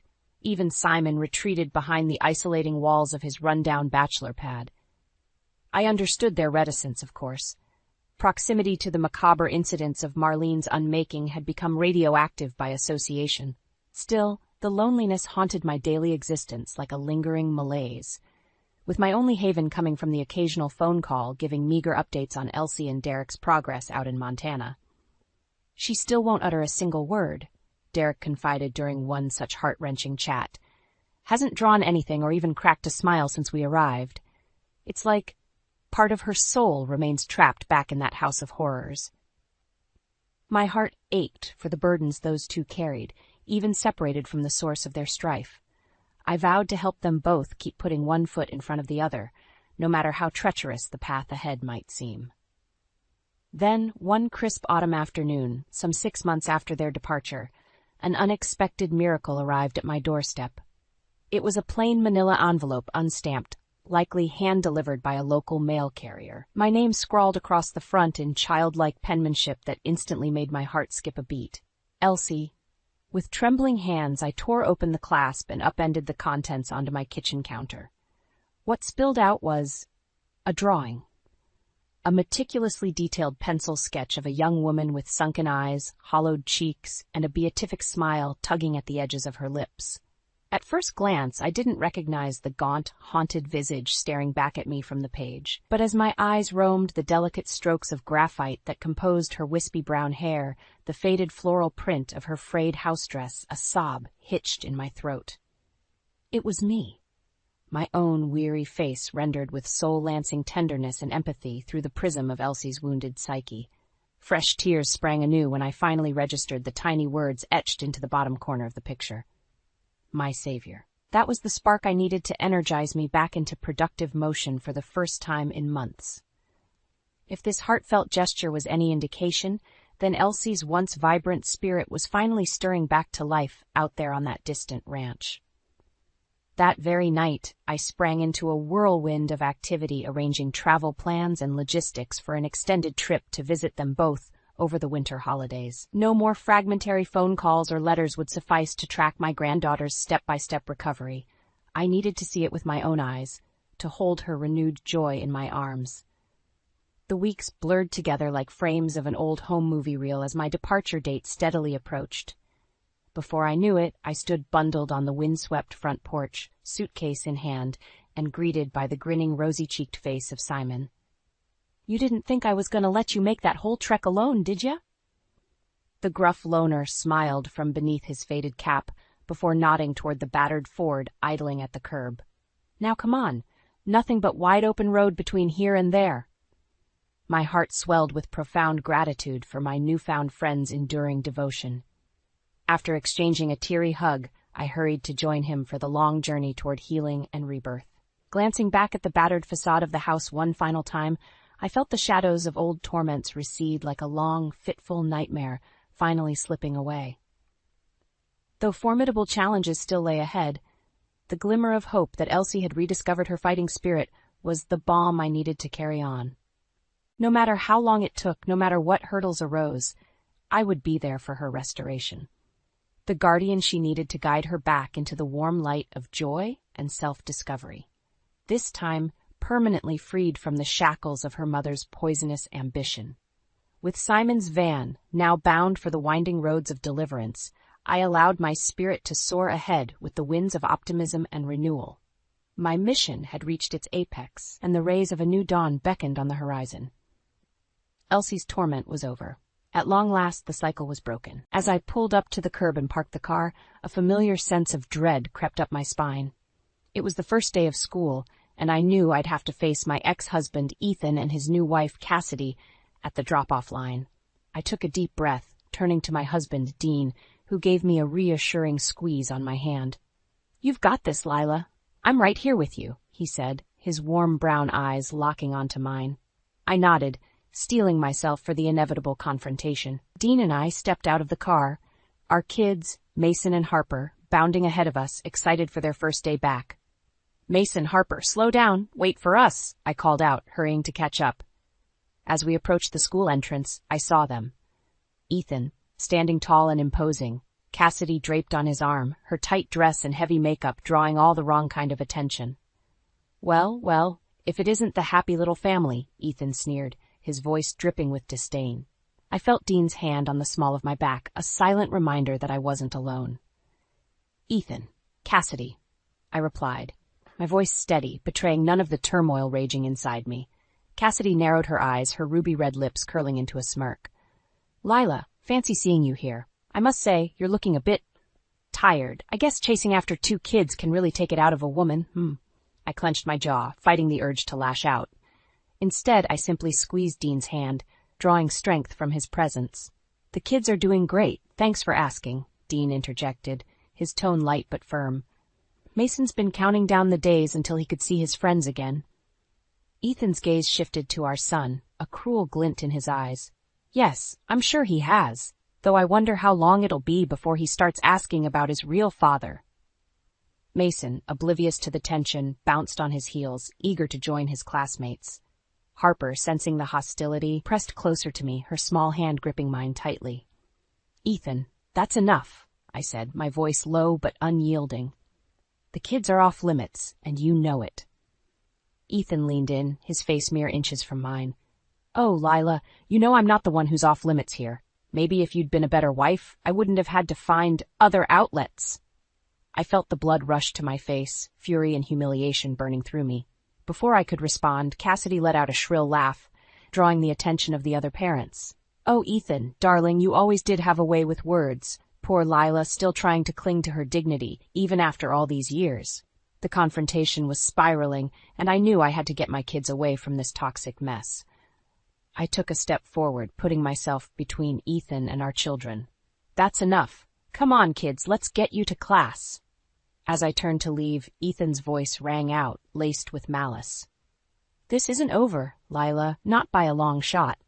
I froze, the implication of his words sending a chill down my spine. Something told me this was just the beginning of a much bigger battle. The confrontation with Ethan and Cassidy played in my mind on a loop as I drove home from dropping the kids off at school. I gripped the steering wheel tightly, knuckles turning white, fury simmering just below the surface. How dare he? After everything he put me through, he still had the audacity to stand there and mock me in front of our children. The nerve of him, using our son as a pawn in his twisted games. I slammed my hand against the dashboard, the sharp pain grounding me. No, I wouldn't let him get to me. Not this time. I was done being the victim. As soon as I got home, I headed straight for my home office, booting up my computer with a sense of grim determination. If Ethan thought he could continue to undermine me, he had another thing coming. Fingers flying across the keyboard, I began digging, searching for any sign of his underhanded tactics. It didn't take long before I uncovered a disturbing pattern. Invoices, emails, and financial records that painted a clear picture of Ethan's relentless efforts to sabotage my career. "That bastard," I muttered under my breath, rage building with every new piece of evidence I uncovered. He had been systematically undermining my projects, spreading rumors about my competence, and even going so far as to interfere with potential clients and business partners, all in a calculated attempt to force me back into his orbit, to make me dependent on him once more. I leaned back in my chair, mind racing as I tried to process the magnitude of his betrayal. After all these years, after the pain and heartbreak he had already caused, he was still consumed by his need to control me. "Lila, honey, what's wrong?" I looked up to see Dean standing in the doorway, his brow furrowed with concern. I'd been so lost in my own thoughts that I hadn't heard him come in. "It's Ethan," I said, my voice trembling with emotion. "He's been sabotaging my work, Dean, all this time. He's been trying to undermine me, to force me back to him." Dean's expression hardened, his jaw clenching as he absorbed the information. That son of a bitch. I knew he was trouble, but this... He moved closer, placing a comforting hand on my shoulder. "What are you going to do?" I met his gaze, my resolve hardening. "I'm going to fight back. I'm not going to let him win. Not this time." Dean nodded, his eyes shining with pride. "I'm with you, Lila. Whatever you need, I'm here." I took a deep breath, feeling the weight of the world lift from my shoulders. With Dean by my side, I knew I could take on Ethan and win. "I'm going to need your help," I said, already formulating a plan in my mind. "I've got to start gathering more evidence, build a case against him, and I know just the person who can help." I reached for my phone, scrolling through my contacts until I found the number I was looking for. Alex, an old friend and a brilliant lawyer, had always had my back. If anyone could help me take Ethan down, it would be him. As I pressed the call button, I felt a renewed sense of purpose. This was my chance to finally break free from Ethan's grasp, to reclaim my life, and build a future with the man I loved. Whatever it took, I was ready to fight. The call to Alex was a godsend.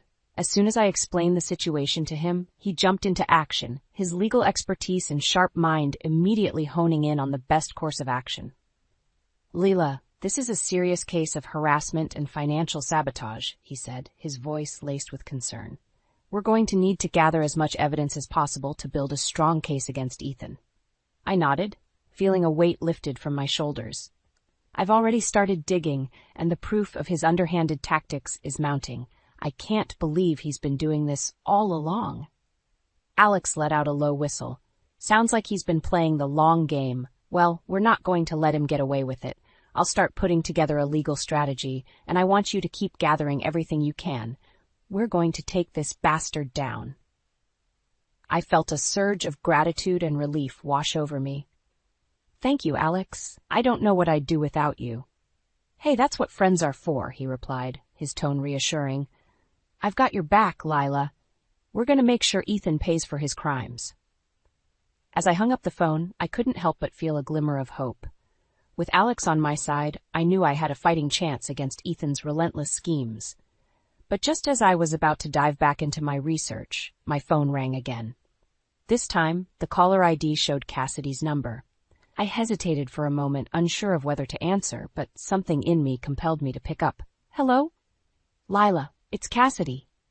Her voice sounded strained, and I could hear the faint sound of crying in the background. Cassidy, what's wrong?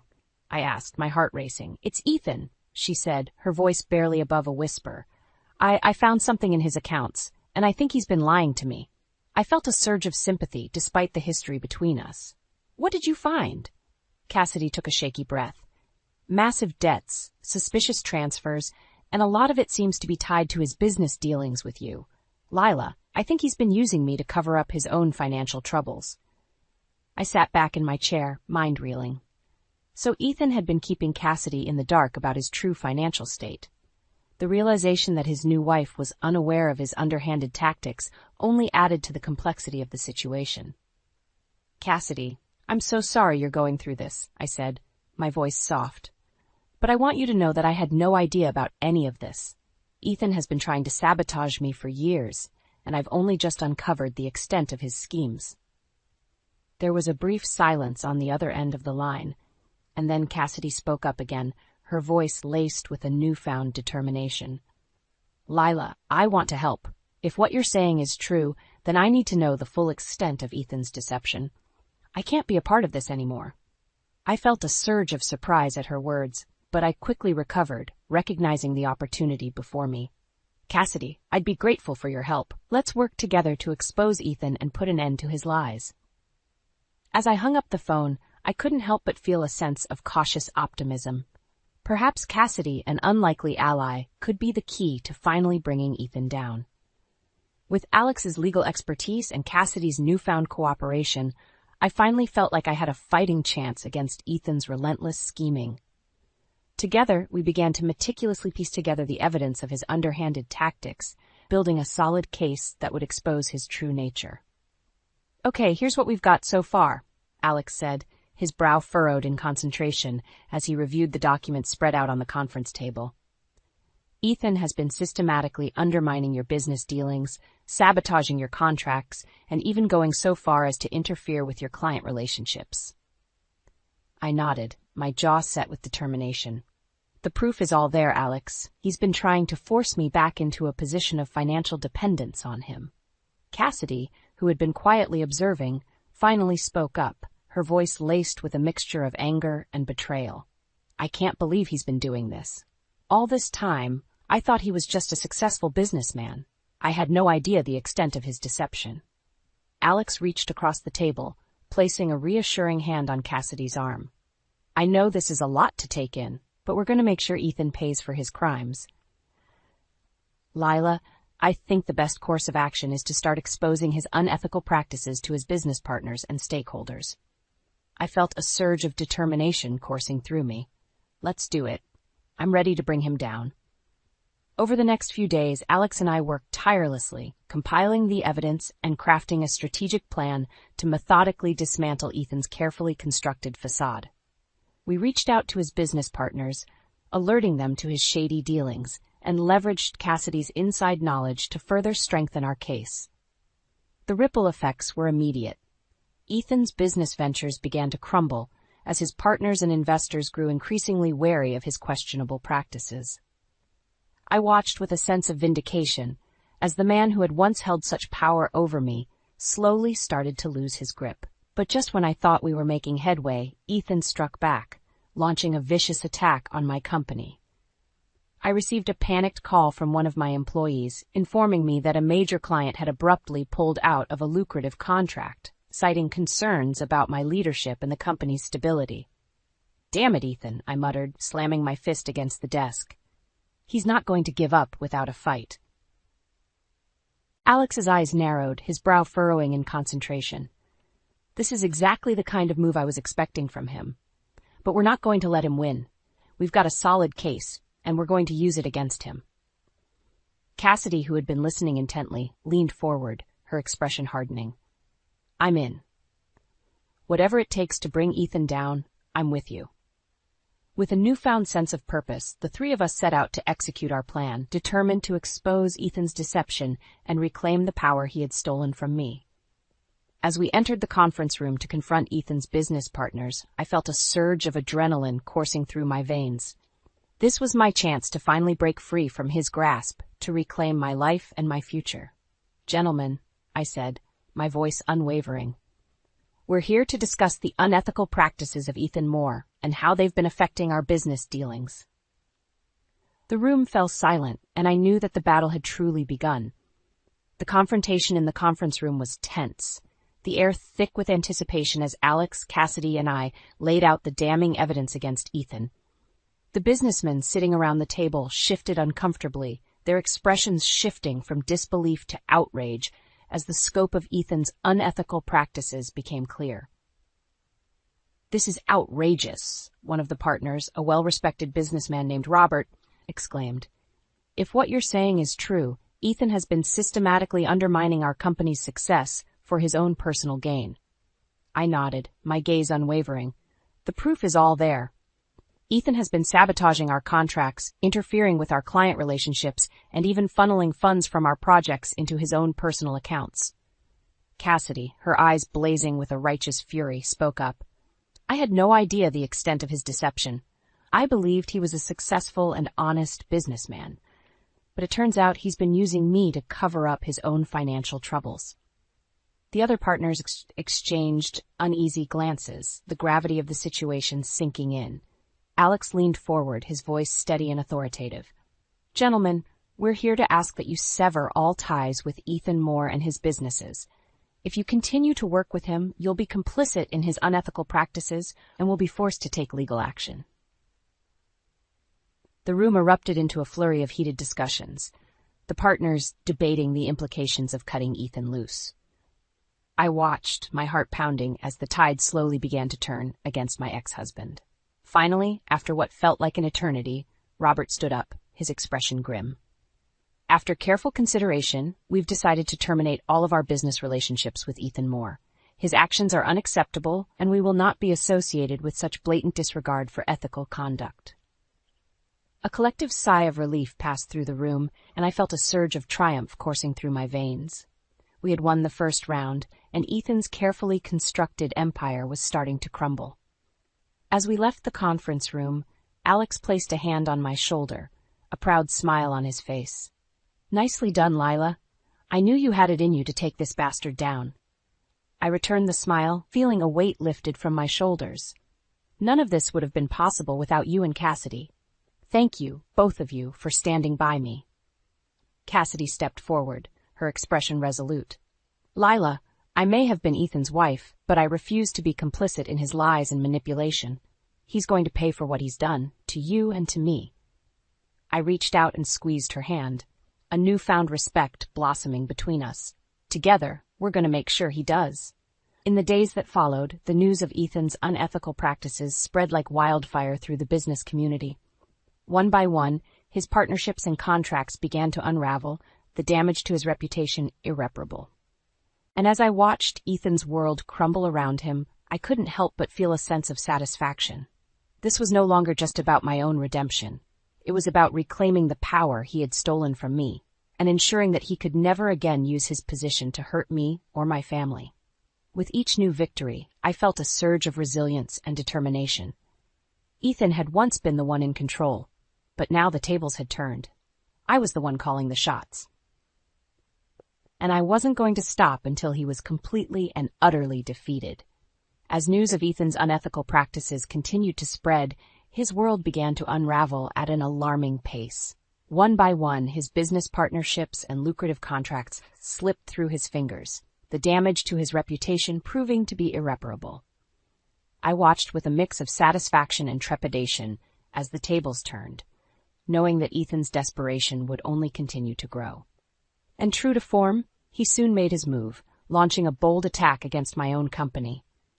It started with a series of anonymous calls to my clients, casting doubt on my leadership and the stability of my business. Rumors swirled, and I could feel the pressure mounting as several key accounts began to waver in their support. "Damn it, Ethan," I muttered under my breath, my hands clenching into fists. "He's not going down without a fight." I immediately called Alex, our strategy session intense and focused, as we worked to counter Ethan's latest maneuver.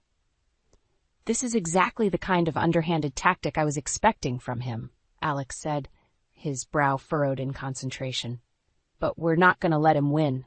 We've got the evidence, and we're going to use it to our advantage." With renewed determination, we sprang into action, reaching out to our clients and partners, providing them with the irrefutable proof of Ethan's misdeeds. It was a delicate dance, reassuring them while also demonstrating our unwavering commitment to integrity and transparency. And just when it seemed like we were starting to gain the upper hand, Ethan struck again, this time with a direct confrontation. I was in my office, reviewing the latest financial reports, when my assistant knocked on the door, her expression tense. "Lila, Ethan Moore is here to see you. He's demanding to speak with you immediately." I felt a chill run down my spine, but I steeled my nerves, knowing that I couldn't back down. "Send him in," I said, my voice steady. Ethan burst through the door, his eyes wild and his usually composed demeanor shattered.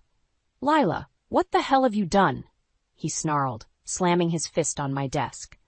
I remained calm, meeting his gaze with unwavering determination.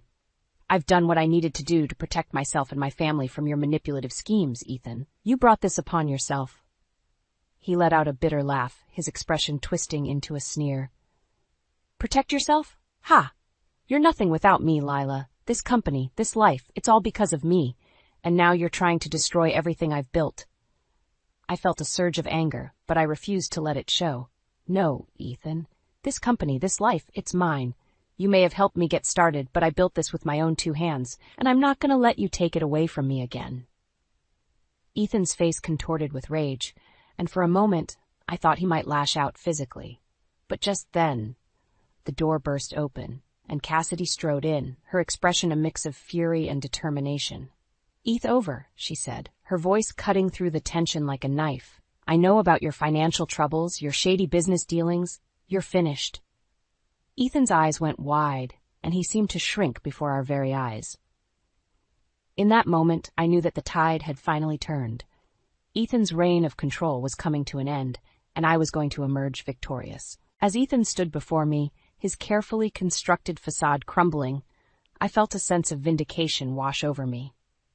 All the years of pain, the manipulation, and the constant fear of losing everything, it had all led to this moment. Cassidy's revelation, coupled with the mounting evidence of Ethan's unethical practices, had dealt a devastating blow to his already precarious position. The man who had once wielded such power over me was now reduced to a desperate, cornered animal, his world rapidly unraveling around him. "Ethan, it's over," I said, my voice steady and unwavering. "You've lost." He stared at me, his eyes wild with a mix of fury and desperation. "Lost? No, this isn't over, Lila. You can't do this to me. I won't let you." Cassidy stepped forward, her expression unyielding. "Yes, Ethan, it is over. I've seen the evidence of your lies and your financial troubles. You're finished." Ethan's gaze darted between Cassidy and me, his usually composed demeanor shattered. "You bitch!" he spat, his voice dripping with venom. "You're both going to pay for this." I felt a surge of pity, despite the hatred I felt towards him. "Ethan, threatening us isn't going to change anything. It's time for you to face the consequences of your actions." He let out a hollow laugh, his shoulders slumping in defeat. "Consequences? You have no idea what I'm capable of, Lila. I'll destroy you. I'll destroy everything you've built." I knew that Ethan was at his most dangerous when he was cornered, but I refused to be intimidated. "Go ahead and try, Ethan.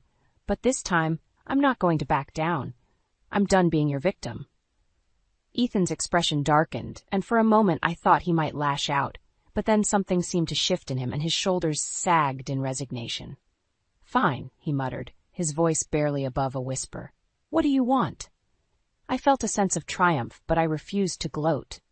"I want you to leave us alone, Ethan. I want you to stop interfering in my life and my family's life, and I want you to make amends for the damage you've caused." Ethan's eyes narrowed, and I could see the wheels turning in his mind. "Amends? What do you mean?" "I mean, you're going to make a full confession, Ethan," I said, my voice hardening. "You're going to publicly acknowledge your unethical practices, and you're going to make restitution to the people and companies you've hurt." Ethan's face contorted with rage, but he remained silent, his jaw clenched. And if you don't, I continued, I'll make sure that you pay the full price for your crimes. You won't just lose your business and your reputation. You'll lose everything. The room was thick with tension as Ethan considered my ultimatum. Finally, after what felt like an eternity, he let out a defeated sigh. Fine, he muttered, his voice laced with resignation. I'll do it. As Ethan turned to leave, Cassidy stepped forward, her expression hardening. And Ethan, this is the last time you'll ever see me. I'm done with your lies and your manipulation. Our marriage is over. Ethan's eyes widened, and for a moment he looked almost vulnerable. But then he turned and walked out of the room, his shoulders slumped in defeat. I watched him go, feeling a weight lift from my shoulders. It was over. Ethan's reign of terror was finally at an end. And this time, I knew that I had the strength and the support to move on, to build a new life free from his shadow. As I looked around the room, surrounded by the smiling faces of my family and friends, a sense of overwhelming relief and gratitude washed over me.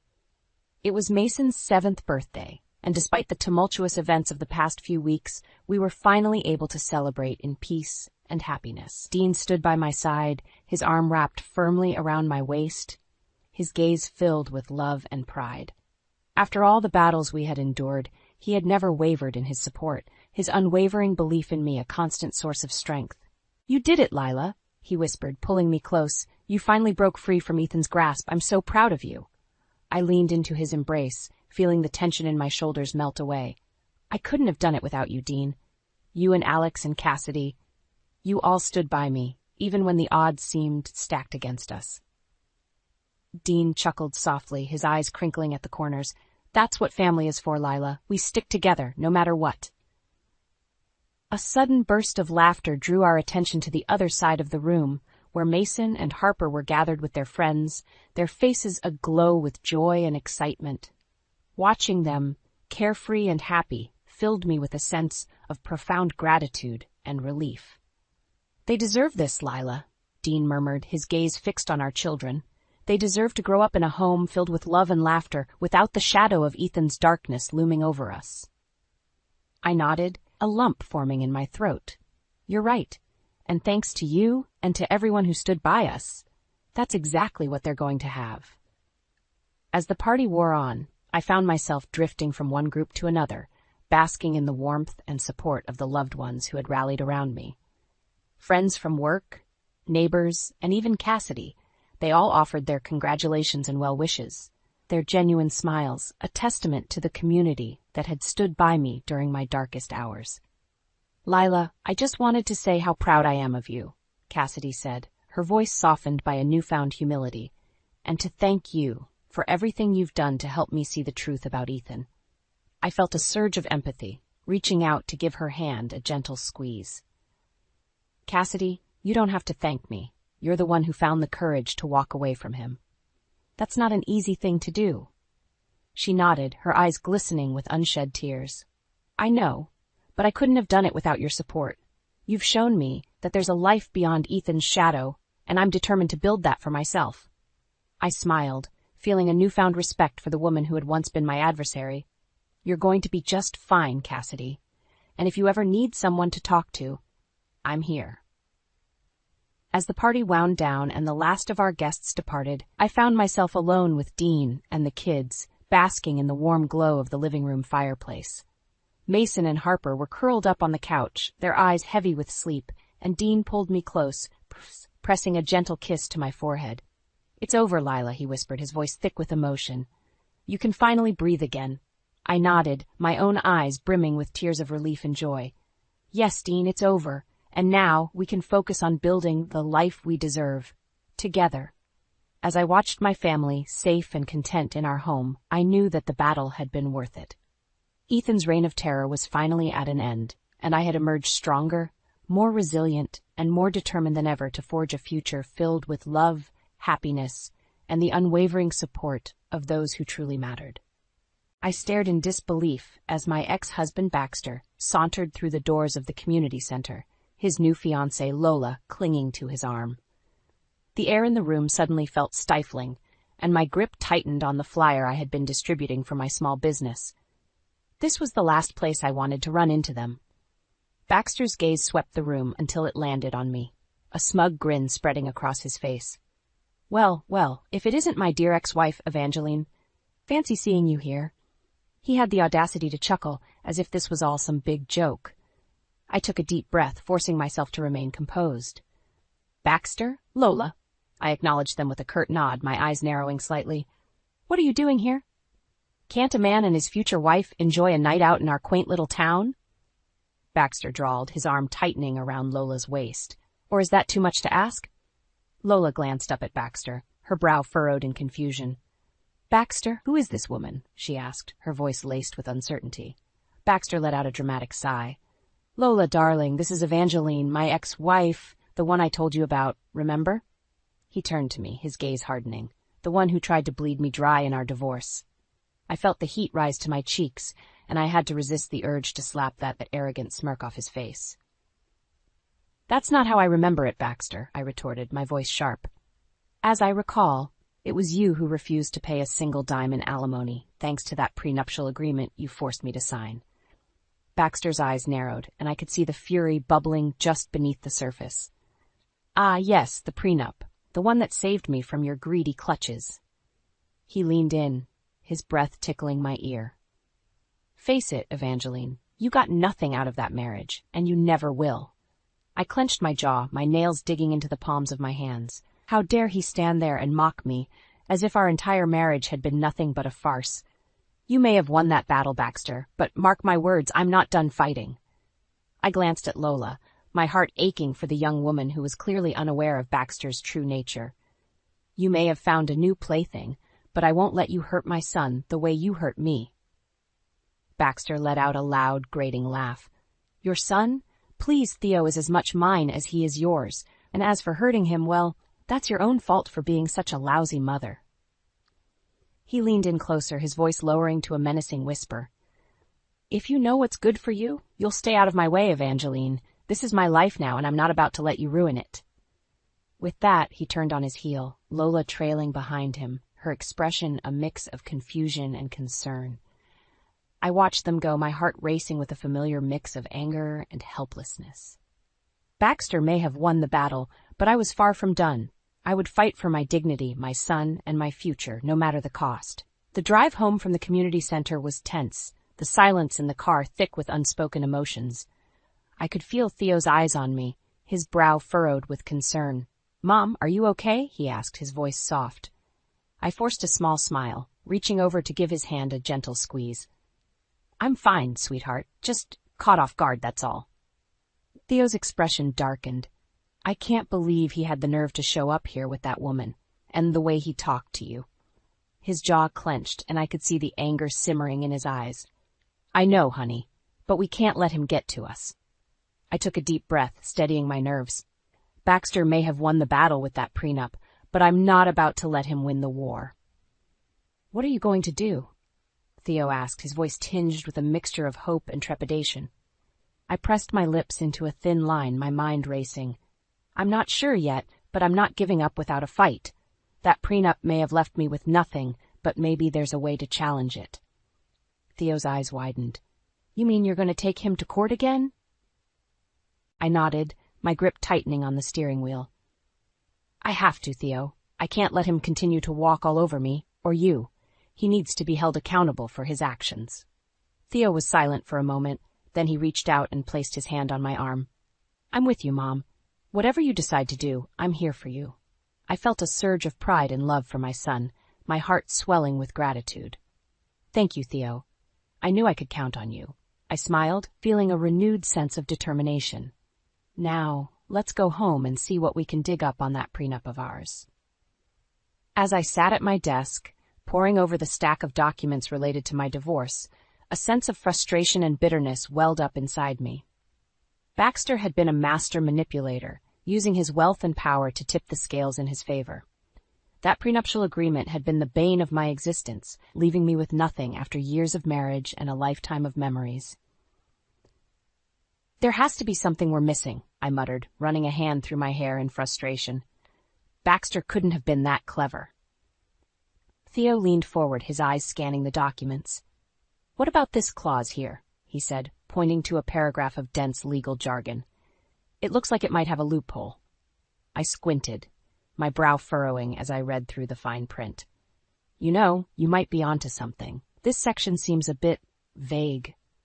A spark of hope ignited within me, and I felt a surge of determination. "Theo, call Jasmine. I think it's time we take another look at this prenup." Theo grinned, already reaching for his phone. "I'll get right on it, Mom. Let's show Baxter who he's messing with." As Theo made the call, I allowed myself a small smile. Baxter may have thought he had me beat, but I was just getting started.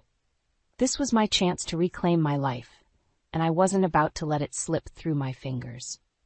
The next few days were a whirlwind of activity as Theo and I worked tirelessly with Jasmine, my trusted lawyer, to uncover the truth behind Baxter's prenuptial agreement. It was a meticulous process, sifting through mountains of financial records and legal documents, but I was determined to leave no stone unturned.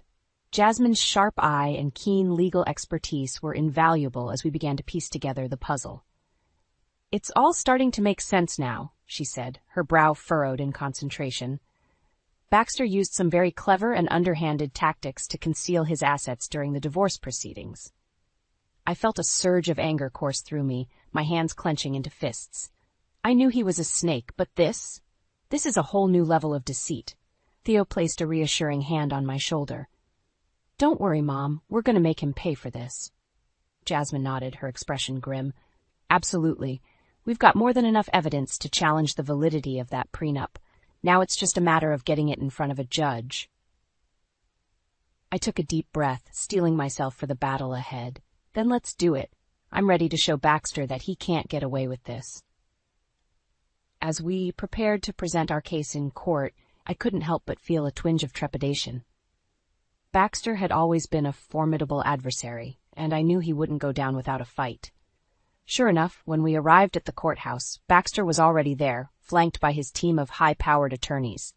He shot me a smug grin as I passed by, and I had to resist the urge to wipe it off his face. Well, if it isn't my ex-wife, the financial genius," Baxter drawled, his voice dripping with sarcasm. "I must say, I'm impressed that you managed to dredge up all this evidence." He let out a derisive laugh. "But you and your little team of misfits are no match for my legal juggernaut." I clenched my jaw, refusing to be intimidated. "We'll see about that, Baxter. This time the truth is on our side." Jasmine stepped forward, her eyes narrowing. "Mr. Wright, I'd advise you to take this matter seriously. The evidence we've uncovered is more than enough to invalidate that prenuptial agreement." Baxter scoffed, his gaze sweeping dismissively over Jasmine. "Oh, please. Do you really think a two-bit lawyer like you can outmaneuver my team of legal experts? This is going to be a cakewalk." Theo stepped up beside me, his expression determined. "Don't underestimate us, Baxter. We're not going to let you get away with this anymore." Baxter's eyes darkened, and for a moment I saw a flicker of uncertainty cross his features, but it was gone as quickly as it had appeared, replaced by a cold, calculating gaze. "We'll see about that, Theo," he said, his voice low and menacing. "This time I'm going to make sure you and your mother lose everything." With that, he turned and strode into the courtroom, his lawyers trailing behind him. I felt a chill run down my spine, but I refused to let Baxter's threats shake my resolve. I had come too far to back down now. Jasmine placed a reassuring hand on my arm. "Don't worry, Eva. We're going to make him pay for his lies and deceit. This time, justice is on our side." I nodded, taking a deep breath. "Then let's do this." As the court proceedings unfolded, I watched with a mix of trepidation and anticipation. Jasmine and her team presented our evidence with precision and conviction, slowly but surely chipping away at the carefully crafted facade that Baxter had built around his financial empire. Witness after witness took the stand, each one adding a new layer of complexity to the narrative. Employees, business partners, and even a few of Baxter's former associates came forward, testifying to his underhanded tactics and dubious accounting practices.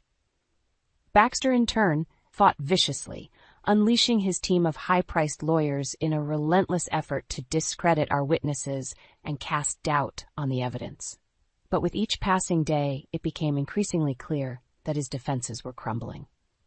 One particularly pivotal moment came when a former accountant, a man named Gerald, took the stand. His testimony was damning. revealing a complex web of offshore accounts and shell companies that Baxter had used to hide his assets during our divorce. Mr. Wright would regularly instruct me to falsify financial records and divert funds to untraceable accounts, Gerald stated, his voice steady and unwavering. It was all part of an elaborate scheme to ensure that he wouldn't have to pay a single dime in alimony or child support. The courtroom erupted in a murmur of shock and disbelief, and I couldn't help but feel a surge of vindication. Baxter's face had turned a deep shade of red, his knuckles white as he gripped the edge of the table in front of him. "Objection, Your Honor," one of Baxter's lawyers shouted, jumping to his feet. "This witness is clearly biased, and his testimony is nothing more than hearsay." The judge, however, remained unswayed. "Overruled. The witness's testimony is relevant and admissible." She turned her stern gaze towards Baxter. "Mr. Wright, you would do well to refrain from any further outbursts." Baxter's jaw clenched, and I could see the rage simmering behind his eyes. But he remained silent, his shoulders stiff as he sank back into his chair. As the proceedings continued, the tide began to turn against Baxter. The media coverage of the case had grown increasingly intense, with reporters digging into his past and uncovering a trail of shady business dealings and unethical practices. Suddenly, the once untouchable Baxter Wright found himself the target of public scrutiny and outrage. His business ventures began to crumble as investors and partners sought to distance themselves from the growing scandal. "This is a disaster," Baxter growled, pacing back and forth in the courthouse hallway. "How could this be happening?" I couldn't help but feel a small twinge of satisfaction as I watched him unravel. "Maybe if you hadn't spent so much time trying to deceive everyone, this wouldn't be happening," I replied, my voice laced with a hint of smugness. Baxter's eyes narrowed, and he stepped closer, his finger jabbing the air in front of my face. "This isn't over, Evangeline. I'm going to make you and that pathetic son of ours pay for this." I stood my ground, refusing to be intimidated. "Go ahead and try, Baxter, but this time the truth is on our side." With that, I turned and walked away, leaving Baxter to stew in his own anger and frustration. As I rejoined Theo and Jasmine, I couldn't help but feel a sense of renewed hope. The tides were turning, and the road to justice was finally in sight. As the trial progressed, the noose around Baxter's neck tightened with each passing day. The evidence we had uncovered, thanks to Jasmine's tireless efforts, painted a damning portrait of his deceitful and manipulative behavior. One particularly significant development came when we stumbled upon a complex scheme Baxter had orchestrated to hide assets during our divorce. Jasmine and her team worked tirelessly, combing through financial records and tracing a tangled web of offshore accounts and shell companies. "This is it, Eva," Jasmine said, her eyes sparkling with triumph.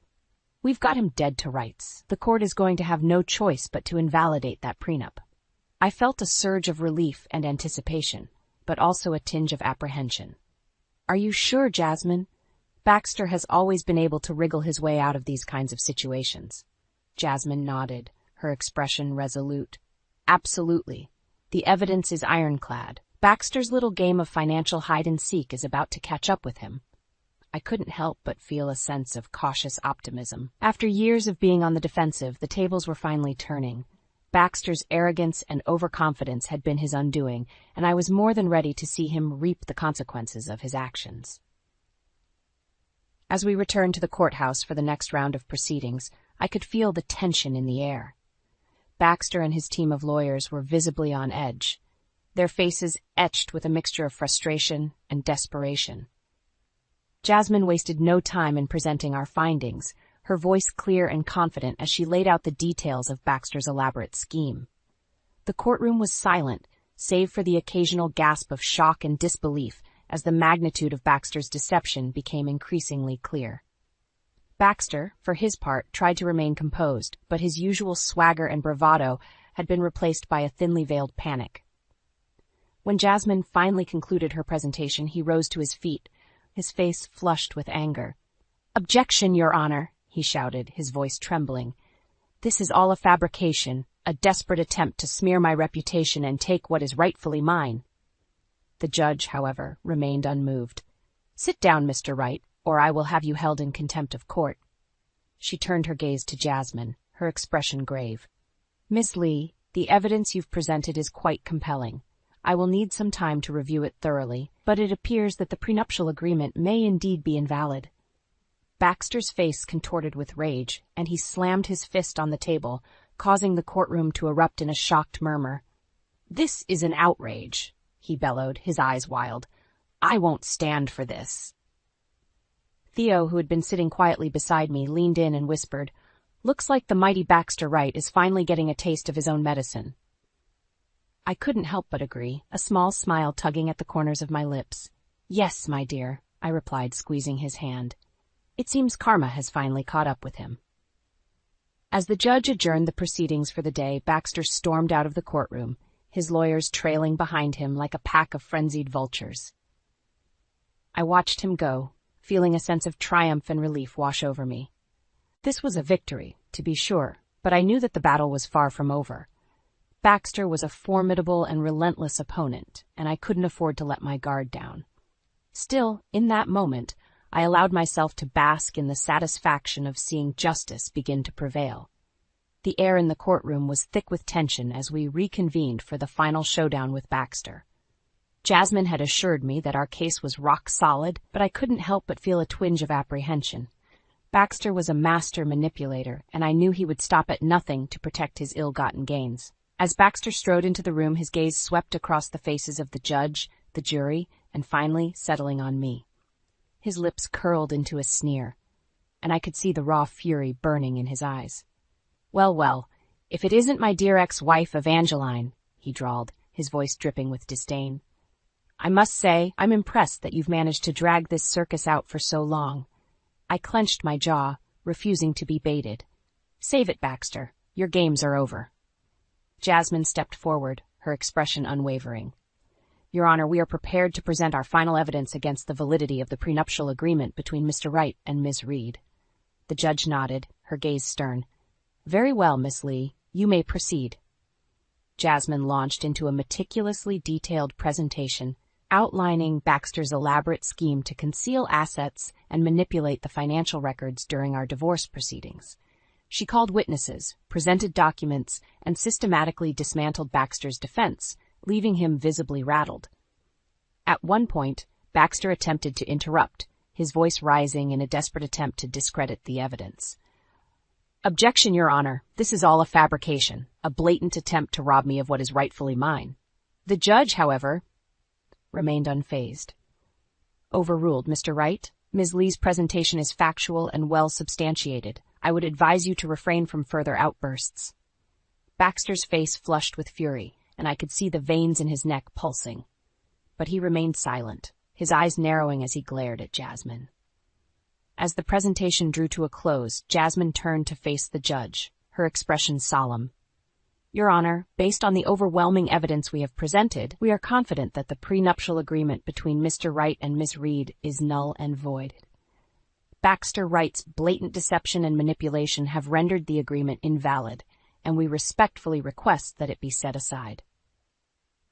The courtroom erupted in a murmur of anticipation, and I felt Theo's hand squeeze mine, his eyes shining with hope. I held my breath, my heart pounding in my chest as the judge considered Jasmine's words. After what felt like an eternity, the judge cleared her throat, her gaze sweeping across the room.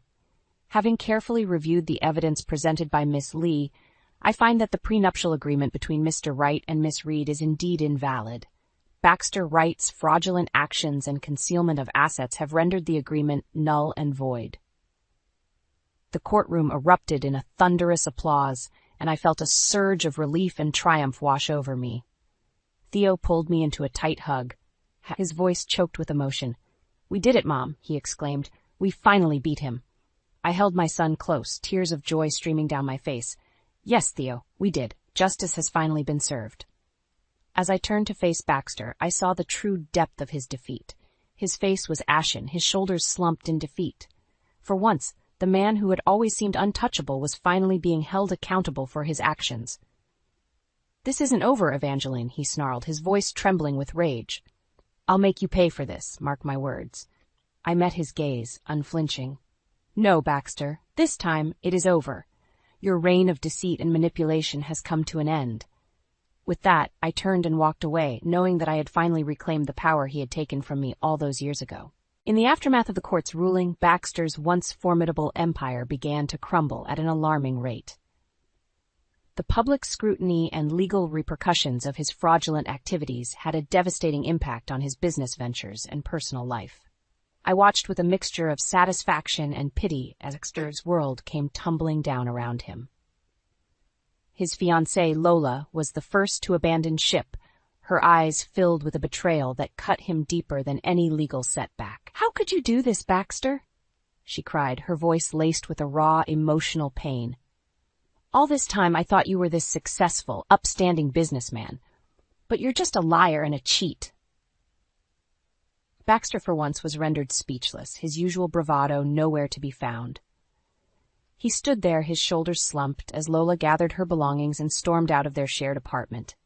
I couldn't help but feel a twinge of sympathy for the young woman, despite the animosity I held towards Baxter. She had been an unwitting pawn in his twisted game, and I knew all too well the sting of being betrayed by the person you trusted the most. But my empathy for Lola was quickly overshadowed by the sense of justice being served. Baxter's business ventures, once a source of his immense wealth and power, began to crumble under the weight of the revelations that had come to light during the court proceedings. Investors and partners, once loyal to Baxter, now scrambled to distance themselves from the tainted empire he had built. Lawsuits and investigations piled up, and Baxter found himself facing the very real prospect of financial ruin. "This is all your fault, Evangeline," he snarled, cornering me outside the courthouse one day. "If you had just left well enough alone, I could have continued living in peace." I met his gaze, unflinching.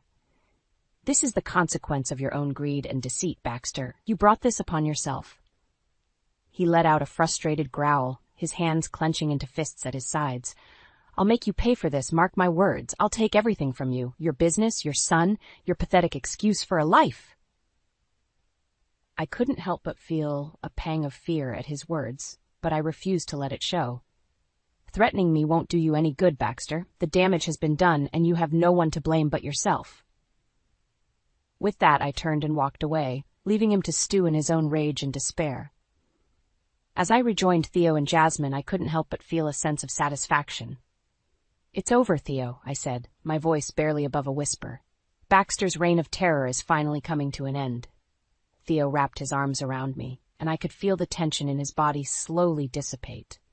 "I'm so proud of you, Mom. You never gave up, and now we can finally move on with our lives." I nodded, a small smile tugging at the corners of my lips. "Yes, my dear. And not only that, but I believe it's time we do something to help those who were wronged by Baxter's misdeeds."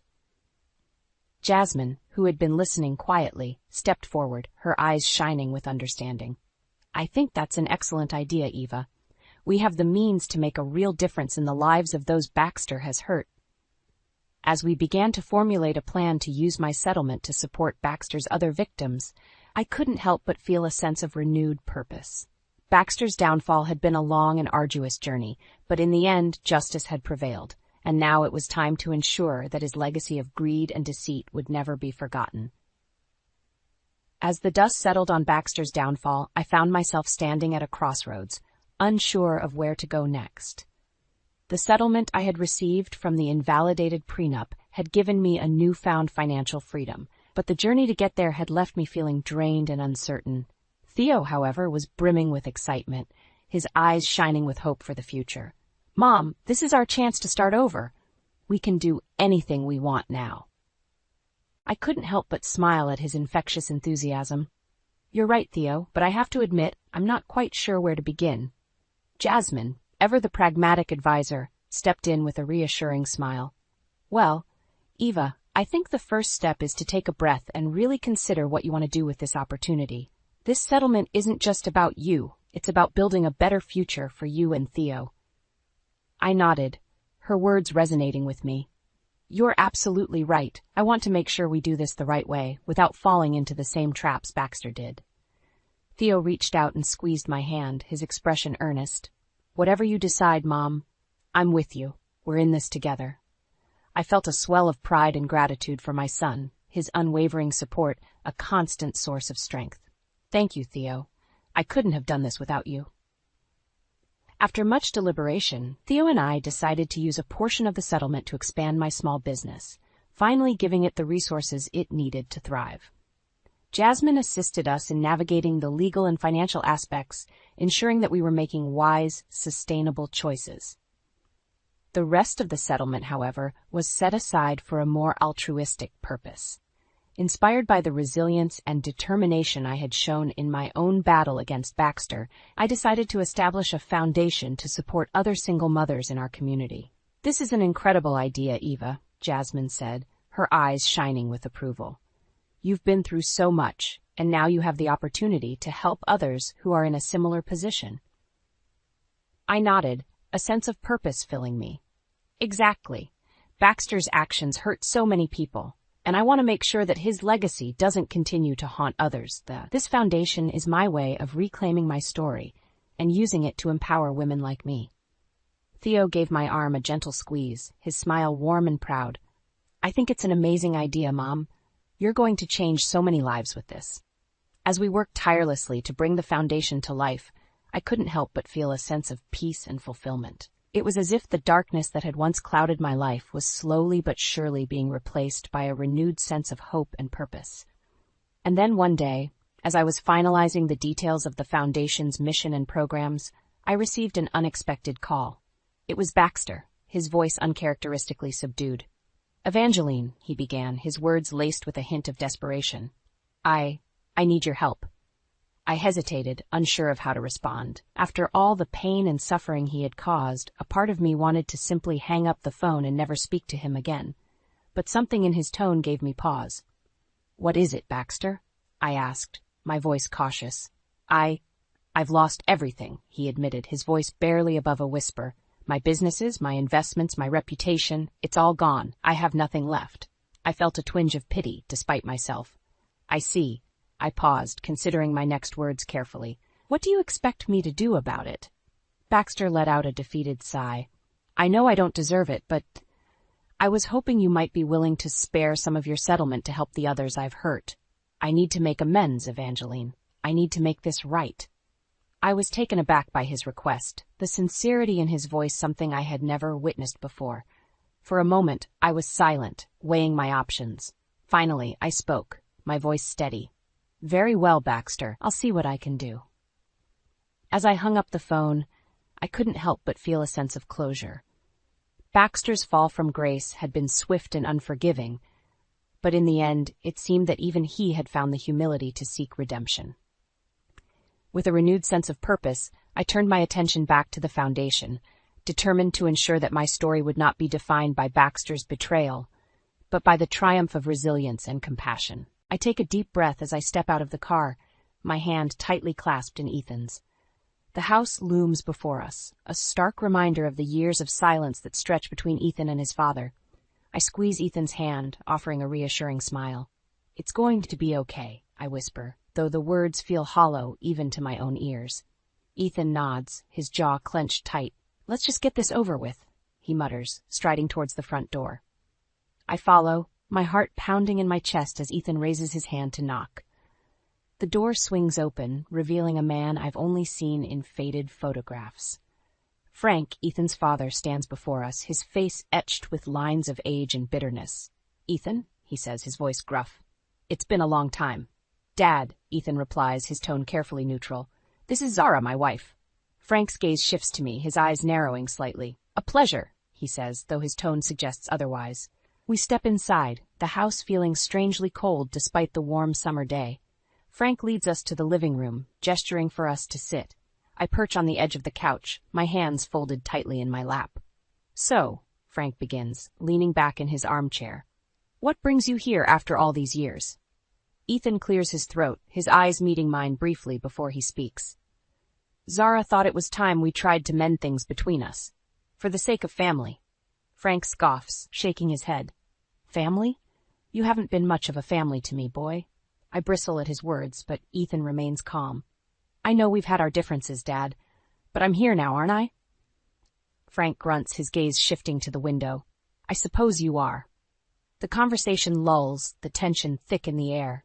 I clear my throat. desperate to break the silence. Ethan tells me you used to work in sales, Frank. What was that like? Frank's eyes snap back to me, a flicker of surprise crossing his face. It was a job, he says shortly. Nothing more, nothing less. I nod, sensing that further questions won't be welcomed. We sit in awkward silence for a few more moments before Ethan stands abruptly. We should get going, he says, his voice strained. It's a long drive back. Frank nods, rising slowly from his chair. Don't be a stranger, he says, though his words lack sincerity. We say our goodbyes, the door closing behind us with a heavy thud. As we walk back to the car, I can't shake the feeling that something is off. Frank's demeanor, his cold reception, it all feels wrong somehow. A month later, the phone rings. It's Frank, his voice tinged with desperation. I need your help, he says, his words tumbling out in a rush. I'm sick, and I can't take care of myself anymore. I need to move in with you and Ethan. I freeze, the phone nearly slipping from my grasp. Move in with us? After the way he treated Ethan at our visit, I glance at Ethan, seeing the conflicted emotions playing across his face. We'll have to discuss it, I say finally, my voice trembling slightly. Can we call you back? Frank agrees, and I hang up the phone, my mind reeling. I turn to Ethan, my heart sinking at the look of resignation on his face. He's my father, Ethan says softly. I can't turn him away. I nod, knowing that Ethan's sense of duty will always win out in the end. But as we begin to make plans for Frank's arrival, I can't shake the feeling that we're making a terrible mistake. The day Frank moves in, I feel a sense of unease that I can't quite shake. Ethan and I help him settle into the guest room, arranging his few belongings and making sure he's comfortable. At first, things seem to be going smoothly. Frank is polite, even charming at times, and I start to think that maybe my initial reservations were unfounded. But as the weeks pass, I begin to notice little things that set off alarm bells in my head. Frank starts making offhand comments about money, hinting at the financial strain he's under. One evening, over dinner, he finally comes out with it. I hate to ask, he says, his eyes downcast, but I'm in a bit of a bind. My late wife, she left me with some significant gambling debts. I don't know how I'm going to pay them off. Ethan's fork clatters to his plate, his face etched with concern. Dad, why didn't you say something sooner? We could have helped. Frank shakes his head, a wry smile on his lips. I didn't want to be a burden, but now, living here with you, I thought maybe. He trails off, letting the implication hang in the air. I glance at Ethan, seeing the wheels turning in his head. We can cover the debts, Ethan says finally, and you can stay here with us, save on living costs. It's the least we can do. I open my mouth to protest, but the words die on my lips. How can I argue with Ethan's generosity, his desire to help his father? So I nod, forcing a smile onto my face. Of course, I say, we're family after all. Frank's face breaks into a grin, and he reaches across the table to clasp Ethan's hand. Thank you, son. You don't know how much this means to me. But as I watch the exchange, I can't shake the feeling that something isn't right. There's a glint in Frank's eye, a calculating edge to his smile that makes my skin crawl. The next few weeks are a blur of financial discussions and budget adjustments. Ethan insists on paying off Frank's debts in full, even though it means dipping into our savings. I try to voice my concerns, but Ethan waves them away. He's my father, Zara, he says, his voice firm. I can't just turn my back on him. I nod, swallowing my objections. But as the days pass, I start to notice a change in Ethan. He seems distracted, distant, as if he's carrying the weight of the world on his shoulders. One evening, he comes home late from work, his face drawn and tired. I'm in the kitchen, preparing dinner, when he walks in and slumps into a chair. I quit my job today, he says, his voice barely above a whisper. I nearly drop the spoon I'm holding, my heart leaping into my throat. What? Why? Ethan runs a hand through his hair, his eyes meeting mine. I want to start a nonprofit, Zara. I want to make a difference in the world. I stare at him, my mind reeling. A nonprofit? Now when we're already stretched thin financially? But before I can voice my concerns, Frank walks into the kitchen, his face twisted into a scowl. A nonprofit? He sneers, his voice dripping with disdain. How are you going to support us on that, boy? You think your little dream is more important than taking care of your family?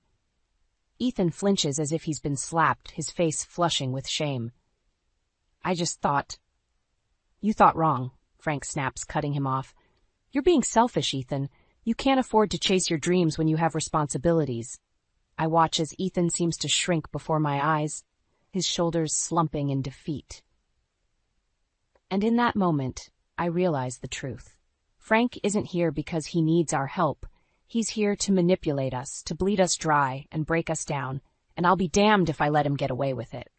The days turn into weeks, and Frank's presence in our home becomes increasingly suffocating. He seems to take pleasure in belittling Ethan at every turn, constantly reminding him of the financial strain his nonprofit is putting on our family. I try to shield Ethan from the worst of it, but Frank's words have a way of worming their way into his mind. I watch as my once confident husband starts to doubt himself, his dreams slowly crumbling under the weight of his father's disapproval. One evening, I overhear Frank talking to Ethan in the living room. His voice is loud, carrying easily through the thin walls. "You're a failure, Ethan," he says, his tone dripping with contempt. "You think you can change the world with your little nonprofit? You can't even take care of your own family." I feel a surge of anger rising in my chest, and I storm into the room, my eyes blazing. "That's enough, Frank," I snap, my voice trembling with rage. "You have no right to speak to Ethan that way." Frank turns to me, his face twisted into a sneer. "Stay out of this, Zara. This is between me and my son." But I refuse to back down. "Ethan is my husband," I say, my voice growing stronger with each word, "and I won't let you tear him down like this." Frank scoffs, shaking his head. "You don't understand, girl. I'm trying to help him, to make him see the error of his ways." I laugh, the sound harsh and bitter. "Help him? By crushing his dreams and making him feel worthless? That's not help, Frank. That's abuse." Ethan looks up at me, his eyes wide with surprise. I can see the gratitude in his gaze, the relief at having someone stand up for him. But Frank isn't finished. "You think you're so smart, don't you, Zara?" he says, his voice low and menacing. "You think you know what's best for Ethan? Well, let me tell you something. I'm his father, and I know what's best for him. And what's best is for him to give up this foolish dream and focus on taking care of his family." I shake my head, my heart breaking for Ethan. "You're wrong, Frank. Ethan's dream is what makes him who he is. It's what drives him, what gives him purpose, and I won't let you take that away from him." Frank's face darkens, and for a moment, I think he might lash out at me, but instead he turns and stalks out of the room, slamming the door behind him. I turn to Ethan, my heart aching at the defeated slump of his shoulders. "I'm so sorry," I whisper, pulling him into my arms. "I'm sorry you have to deal with this." Ethan clings to me, his body shaking with silent sobs. "I don't know what to do, Zara," he says, his voice muffled against my shoulder. "I feel like I'm being pulled in 1,000 different directions." I stroke his hair, my mind racing with possibilities, and then, suddenly, it hits me. The pieces fall into place, and I realize the truth of what's been happening. "Ethan," I say, pulling back to look him in the eye, "I think your father is manipulating us. I think he's been planning this from the start." Ethan frowns, his brow furrowing in confusion. "What do you mean?" I take a deep breath, my mind whirling with the implications of what I'm about to say. "Think about it. He shows up out of nowhere, asking for money and a place to stay. He guilt-trips you into quitting your job and starting a nonprofit, knowing it will put a strain on our finances. And now he's constantly belittling you, making you feel like a failure." Ethan's eyes widen, and I can see the realization dawning on his face. "You're right," he says, his voice barely above a whisper. "But why? Why would he do this?" I shake my head, my heart heavy with the knowledge of what we're up against. "I don't know," I say, "but I intend to find out." The next day, I wait until Ethan leaves for work before confronting Frank. I find him in the living room, lounging in his armchair with a newspaper in his lap. "We need to talk," I say, my voice tight with anger. Frank looks up at me, his eyes narrowing. "About what?" I take a deep breath, steeling myself for the conversation to come. "I know what you're doing, Frank. I know you're manipulating Ethan, trying to bleed us dry." Frank's face hardens, and he sets the newspaper aside. "I don't know what you're talking about, Zara. I'm just a concerned father, trying to look out for my son." I shake my head, my hands clenching into fists at my sides. "No, you're not. You're a liar and a manipulator, and I won't let you get away with it." Frank stands up, his face twisting into a sneer. "You don't know anything, girl. You think you can come into my family and start making accusations? You have no idea what you're talking about. I stand my ground, refusing to be intimidated. I know more than you think, Frank. I know about your debts, about how you've been using Ethan to pay them off. Frank's eyes widen, and for a moment I see a flicker of fear cross his face, but then his expression hardens and he takes a step towards me. You think you're so clever, don't you, Zara? He says, his voice low and menacing. You think you've got it all figured out. Well, let me tell you something. You're right, I am in debt. But it's not from gambling, it's from failed business ventures, investments that went south. I stare at him, my mind reeling with the implications of his words. So, you've been using Ethan to bail you out? To pay off your mistakes? Frank shrugs, a cruel smile playing at the corners of his mouth. What can I say? The boy owes me. I raised him, put a roof over his head. The least he can do is help his old man out in his time of need. I feel a surge of disgust rising in my throat, and I have to fight the urge to slap the smug look off his face. You're despicable, I spit, my voice trembling with rage. You're taking advantage of Ethan's love for you, his sense of duty. You're destroying him, piece by piece. Frank laughs, the sound harsh and grating. Destroying him? Please. I'm making him stronger, teaching him the realities of life, and if he can't handle it, well, that's his problem. I shake my head, my heart breaking for Ethan. You're wrong, Frank. Ethan is one of the strongest people I know, and he doesn't need you, not anymore. Frank's face darkens, and he takes another step towards me. You think you can turn him against me? You think you can take my son away from me? I stand my ground, my chin lifted in defiance. I'm not taking him away from you, Frank. You're doing that yourself, with your lies and your manipulations. Frank's hand twitches at his side, and for a moment I think he might strike me, but instead he turns away, his shoulders slumping in defeat. You don't understand, Zara, he says, his voice barely above a whisper. I have a plan, a way to get out of this mess. I was going to sell the house, force you and Ethan out. I even turned his sister against you, convinced her to take my side. I stare at him, my mind reeling with the depths of his betrayal. You monster, I whisper, my voice trembling with emotion. You would destroy your own family just to save yourself? Frank turns back to me, his face a mask of desperation. I have no choice, Zara. I'm drowning in debt, and I need a way out. I shake my head, my resolve hardening. No, Frank, you do have a choice. You can face the consequences of your actions like a man. You can tell Ethan the truth and beg for his forgiveness. Frank's face twists into a sneer, and he turns away from me. I won't do that, Zara. I can't. I nod, my heart heavy with the knowledge of what I must do. Then I will, Frank. I'll tell Ethan everything, and we'll see how he reacts. But one thing is for sure. You won't be staying in this house any longer. Not if I have anything to say about it. The next few days are a blur of activity. I know I need to act fast, to gather evidence of Frank's betrayal before he has a chance to put his plan into action. I start by secretly recording our conversations, hiding my phone in my pocket and letting it capture every vile word that spills from Frank's lips. He talks about his debts, about his plans to sell the house and leave us with nothing.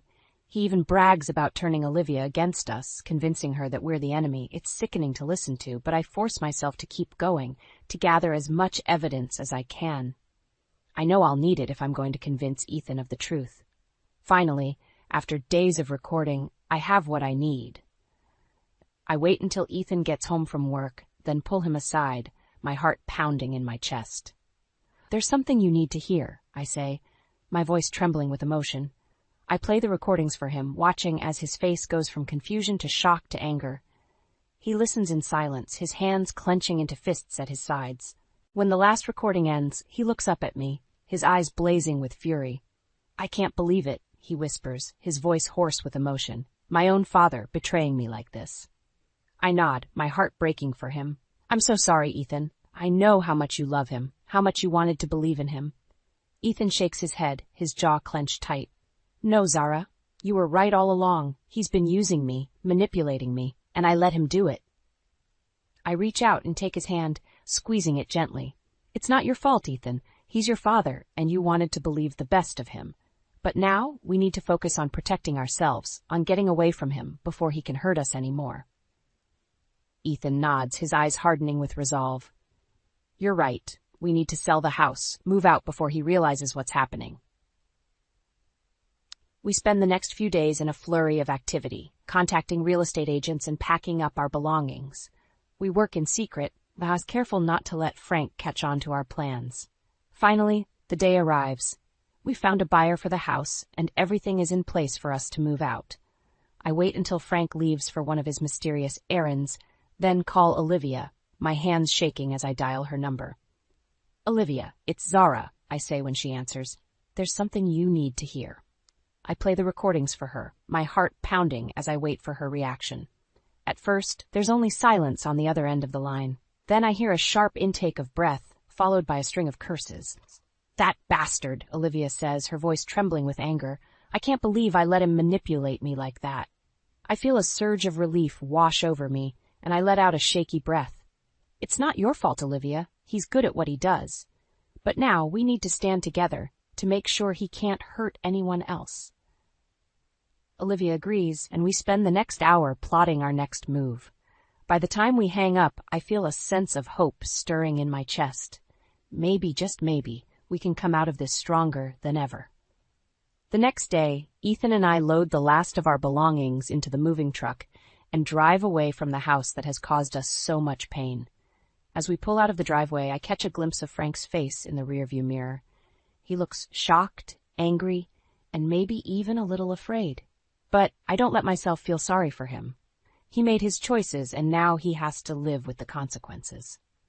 And as for Ethan and me, we have a whole new life ahead of us, one free from lies and manipulation.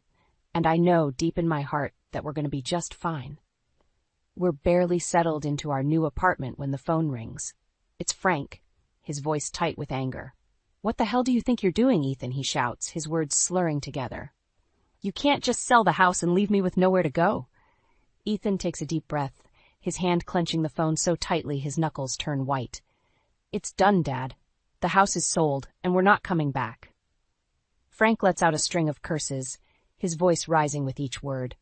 "You ungrateful little bastard. After everything I've done for you, this is how you repay me?" I see the pain flash across Ethan's face, and I reach out to take his hand, squeezing it gently. He looks at me, his eyes filled with gratitude, and turns back to the phone. "You haven't done anything for me, Dad. You've been using me, manipulating me for your own gain, and I'm done letting you control my life."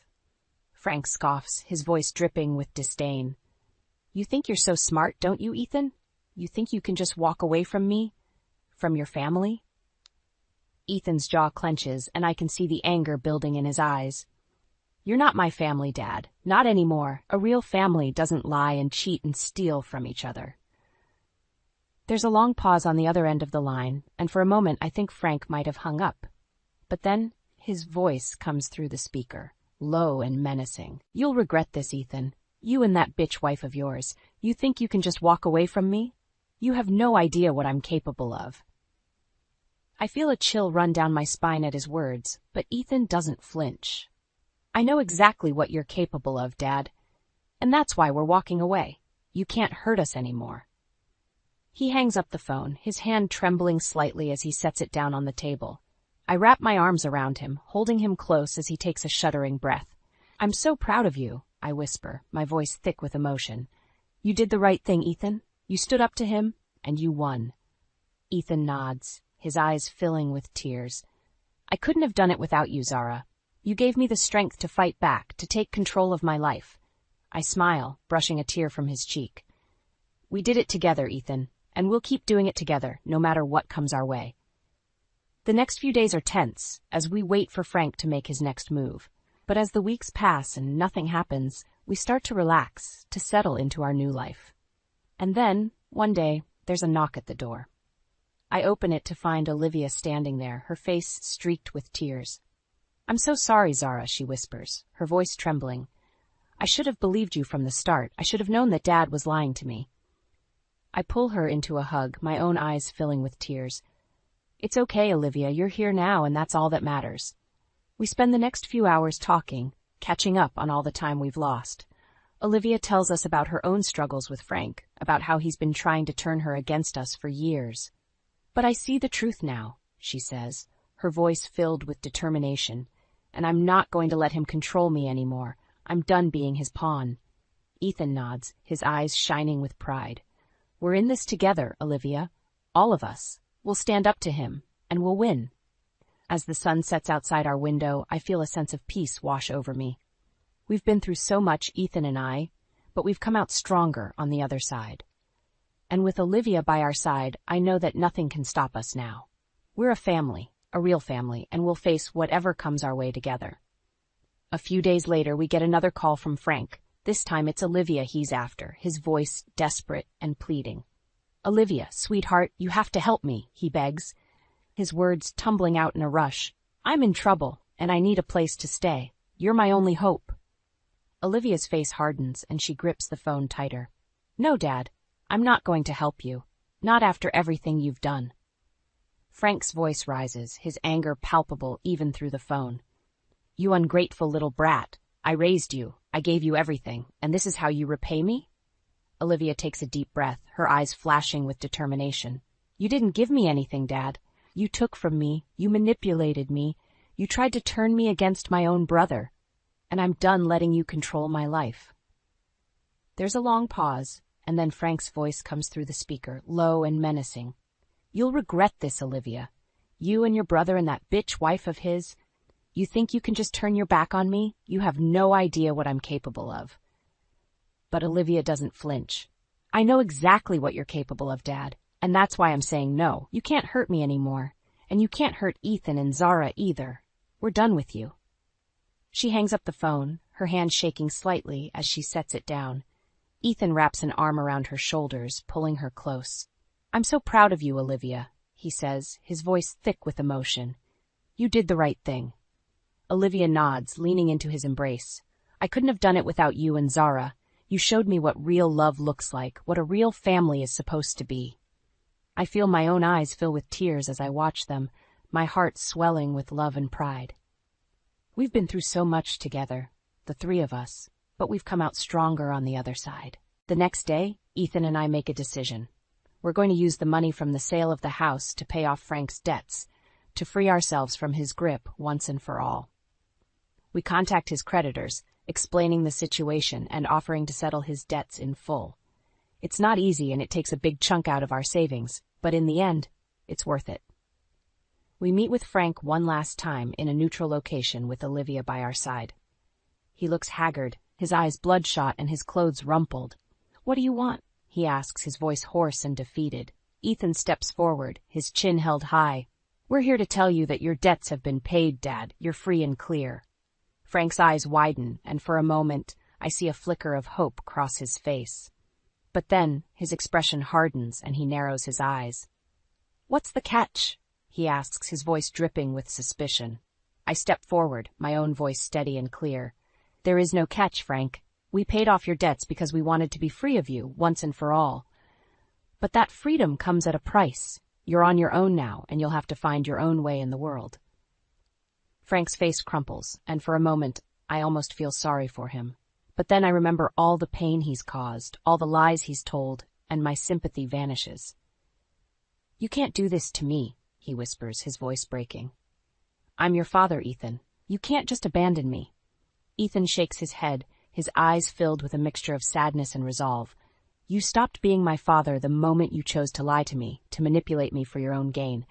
And now, you have to face the consequences of your actions. We turn to leave, our hearts heavy, but our heads held high. As we walk away, I hear Frank's voice behind us, a broken whisper that tears at my heart. I'm sorry, he says, his words barely audible. I'm so sorry. But it's too late for apologies, too late for forgiveness. We've made our choice, and we're not looking back. Months pass, and life goes on. Ethan and I settle into our new routine, our new life together. His nonprofit takes off, and I watch with pride as he pours his heart and soul into making a difference in the world.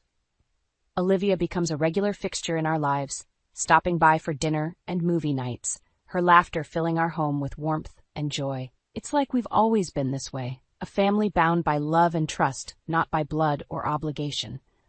But even as we move forward, the shadow of Frank still lingers. Ethan tries to hide it, but I can see the pain in his eyes whenever his father's name is mentioned, the guilt that still weighs heavy on his heart. One day, I come home from work to find Ethan sitting at the kitchen table, his head in his hands. I rush to his side, my heart pounding with worry. "What's wrong?" I ask, my voice trembling. "Is it your dad? Did something happen?" Ethan looks up at me, his eyes red-rimmed and bloodshot. "I talked to Olivia today. She said Dad's not doing well. He's living in some run-down apartment, barely getting by on Social Security. She thinks we should reach out to him, try to make amends." I feel a flare of anger at the mention of Frank, but I push it down, focusing on Ethan's pain. "What do you want to do?" I ask, my voice gentle. Ethan shakes his head, his eyes filling with tears. "I don't know, Zara. Part of me wants to help him, to be the bigger person, but another part of me is still so angry, so hurt by what he did. I don't know if I can forgive him." I take his hand in mine, squeezing it gently. "You don't have to forgive him, Ethan. What he did to you, to us, is unforgivable. But maybe you can find a way to let go of the anger, to move on with your life." Ethan nods, his jaw clenching with determination. "You're right. I need to let go, to focus on the future, not the past." We decide to reach out to Frank, to offer him a small monthly stipend to help with his expenses. It's not much, but it's a start, a way to ease the guilt that still weighs on Ethan's heart. But when we try to contact him, we're met with silence. Calls go unanswered, emails bounce back undeliverable. It's like Frank has disappeared, vanished into thin air. Weeks turn into months, and still, there's no word from him. Olivia tries to track him down, but even she comes up empty-handed. It's like he's gone, a ghost haunting the edges of our lives. And then one day, there's a knock at the door. I open it to find a man standing there, his face lined with age and sorrow. "I'm sorry to bother you," he says, his voice hesitant, "but I'm looking for Frank Johnson. I'm his landlord, and I haven't seen him in weeks. I was hoping you might know where he is." I feel a chill run down my spine at his words, a sense of dread settling in the pit of my stomach. "I'm sorry," I say, my voice shaking. "We haven't heard from Frank in months. Is everything okay?" The man shakes his head, his eyes filled with pity. "I'm afraid not. Frank's apartment was a mess when I went in there. It looks like he hasn't been taking care of himself. I found a bunch of empty bottles, some pills scattered on the floor. I think he might be in trouble." I nod, my heart heavy with sorrow. "Thank you for letting us know. We'll do what we can to find him, to get him the help he needs." But even as I say the words, I know it's too late. Frank is gone, lost to his own demons, his own mistakes, and all we can do is pick up the pieces, to try to build a life without him. As I close the door, I feel a sense of sadness wash over me. But I also feel a sense of hope, a sense of possibility. We've been through so much, Ethan and I, but we've come out stronger on the other side. And whatever the future holds, I know we'll face it together, hand in hand, heart to heart. Because that's what family does. That's what love is all about. "You cheated on me." Declan's enraged words pierced the air like shrapnel, shredding the fabric of our once blissful family life. I recoiled, my mind spinning as I struggled to process the vicious accusation. "What are you talking about? I would never betray you," I cried out, my voice trembling with disbelief. Declan thrust a medical report in my face, his eyes blazing with hurt and betrayal. "Then how do you explain this? Lila's blood type proves she can't be my daughter." My heart plummeted as I scanned the document, the stark reality of the incompatible blood types undeniable. Confusion swirled within me, kaleidoscopic shards of doubt and denial whirling in my mind. "There must be a mistake," I pleaded, grasping at any shred of rationality. "We need to get a second opinion or run more tests." "More tests?" Declan scoffed, his face twisted with contempt. "So you can fabricate more lies? I don't know what pathetic games you're playing, but I want you and that bastard child out of my house tonight."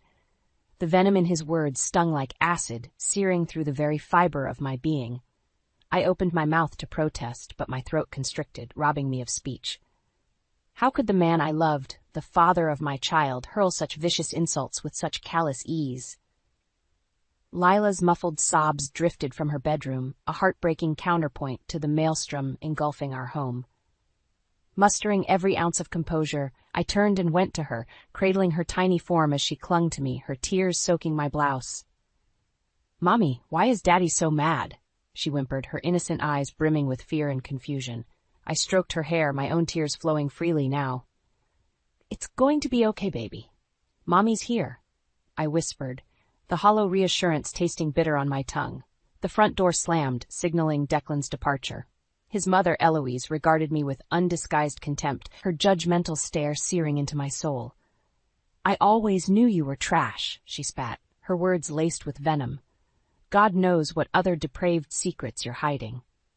As she stormed out, I sank to the floor, cradling Lila in my arms, her tiny body racked with sobs. The walls seemed to close in around us, the once warm sanctuary of our home now a suffocating prison of shattered trust and broken dreams. That night, as I lay awake in the darkness, my mind replayed the horrors of the day in an endless, torturous loop.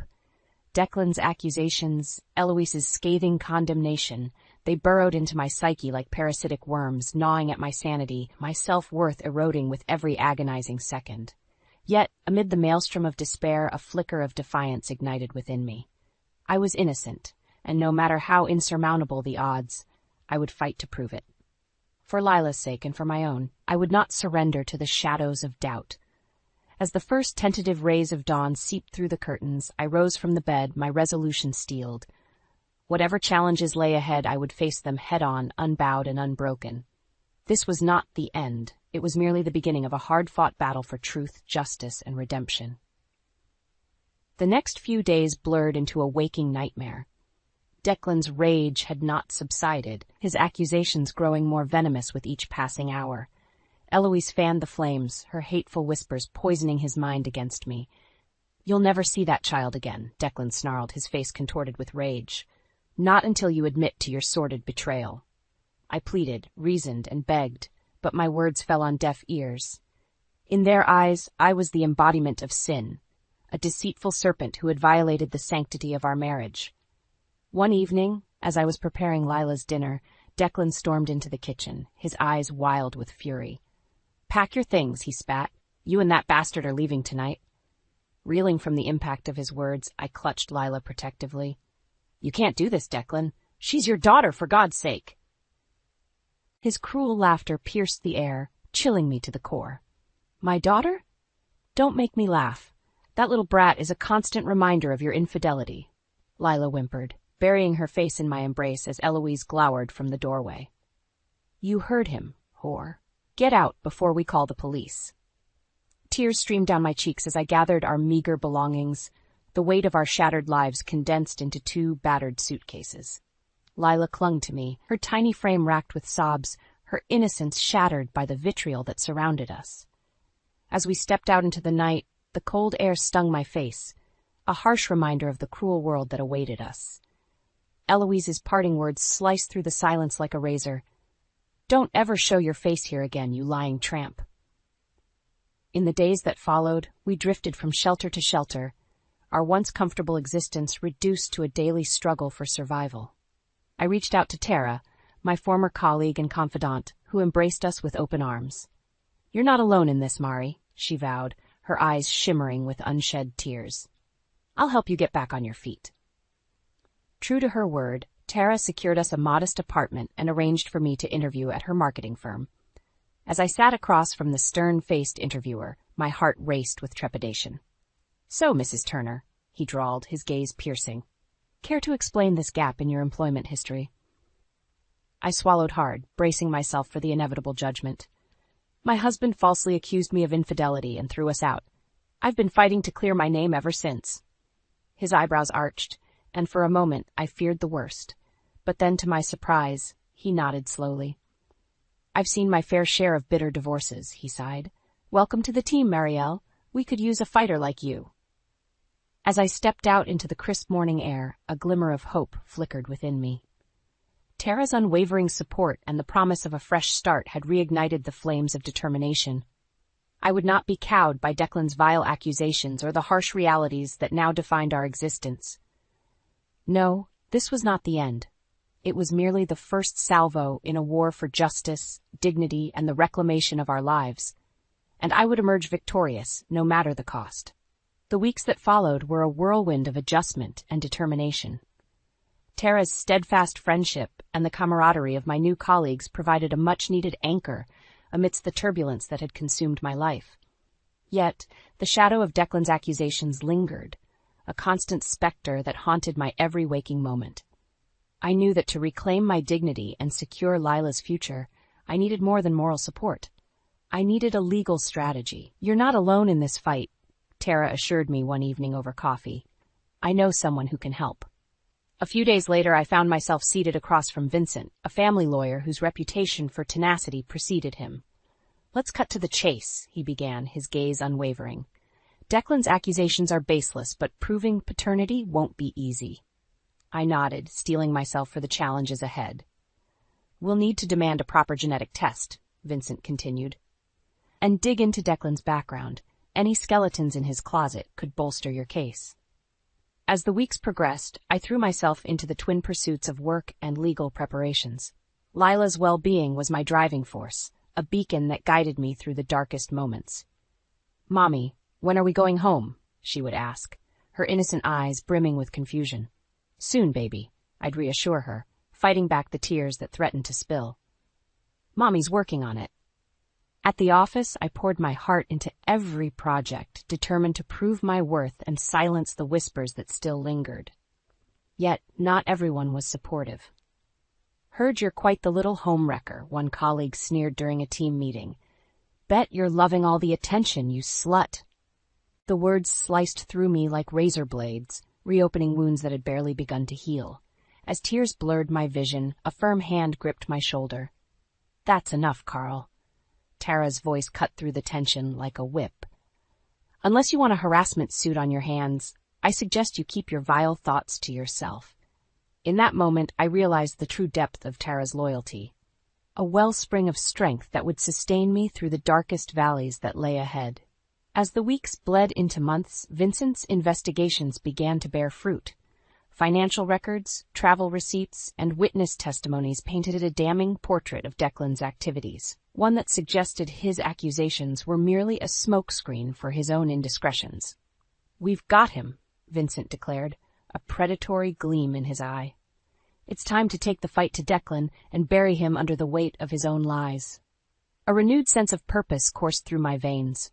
No longer was I the victim, cowering in the shadows of doubt. I was a warrior, armed with the truth and fueled by a mother's love, a force to be reckoned with in the battle for justice and redemption. As I gazed into Lila's eyes that night, I made a silent vow. No matter the cost, no matter the sacrifices, I would emerge victorious. For her sake, and for the sake of every woman who had been wronged by the cruelty of men, I would not rest until the scales of justice were balanced once more. The deeper we delved into Declan's past, the more sordid revelations came to light. What had initially seemed like a straightforward case of mistaken paternity quickly spiraled into a labyrinth of lies and deceit. "Look at this," Vincent growled one evening, slamming a stack of financial records onto the table. "Unexplained cash withdrawals, luxury hotel charges. The paper trail points to something much darker than a simple affair." I pored over the documents, my stomach churning with each damning entry. The man I had once loved, the father of my child, was rapidly transforming into a stranger, a devious manipulator capable of unimaginable betrayal. "We need to dig deeper," I replied, my voice steely with determination. "No stone can be left unturned." In the weeks that followed, we assembled a mosaic of evidence, a tapestry woven from surveillance footage, witness testimonies, and digital footprints. The picture that emerged was one of a man consumed by greed, lust, and an insatiable appetite for deception. "He's been playing us all for fools," Vincent seethed, his fists clenched. The blood-type discrepancy was just a convenient cover for his own sordid affairs. My mind reeled as the truth unraveled, each revelation more gut-wrenching than the last. Declan's protestations of fidelity had been a carefully constructed facade, concealing a web of lies that stretched back years. "That bastard," I hissed, my fingers digging into the armrests. "All this time, he's been the one betraying us." Yet, amidst the maelstrom of anger and disillusionment, a glimmer of hope emerged. With the truth laid bare, we possessed the ammunition to dismantle Declan's house of cards, to strip away the veneer of righteousness and expose him for the duplicitous charlatan he truly was. "We're going to bury him," Vincent vowed, a predatory gleam in his eye. "He'll wish he never crossed paths with us." As the days ticked by, our case grew stronger, bolstered by irrefutable evidence and sworn testimonies. Declan's web of lies was unraveling, strand by damning strand, leaving him vulnerable and exposed. One evening, as I tucked Lila into bed, her innocent eyes brimmed with curiosity. "Mommy, why are you and Daddy fighting?" I swallowed hard, struggling to find the words to explain the betrayal that had shattered our lives. "Daddy did some very bad things," I began, choosing my words carefully. "But don't worry, sweetie, Mommy's going to make things right." Her small hand caressed my cheek, her touch a balm for the rawness that still lingered.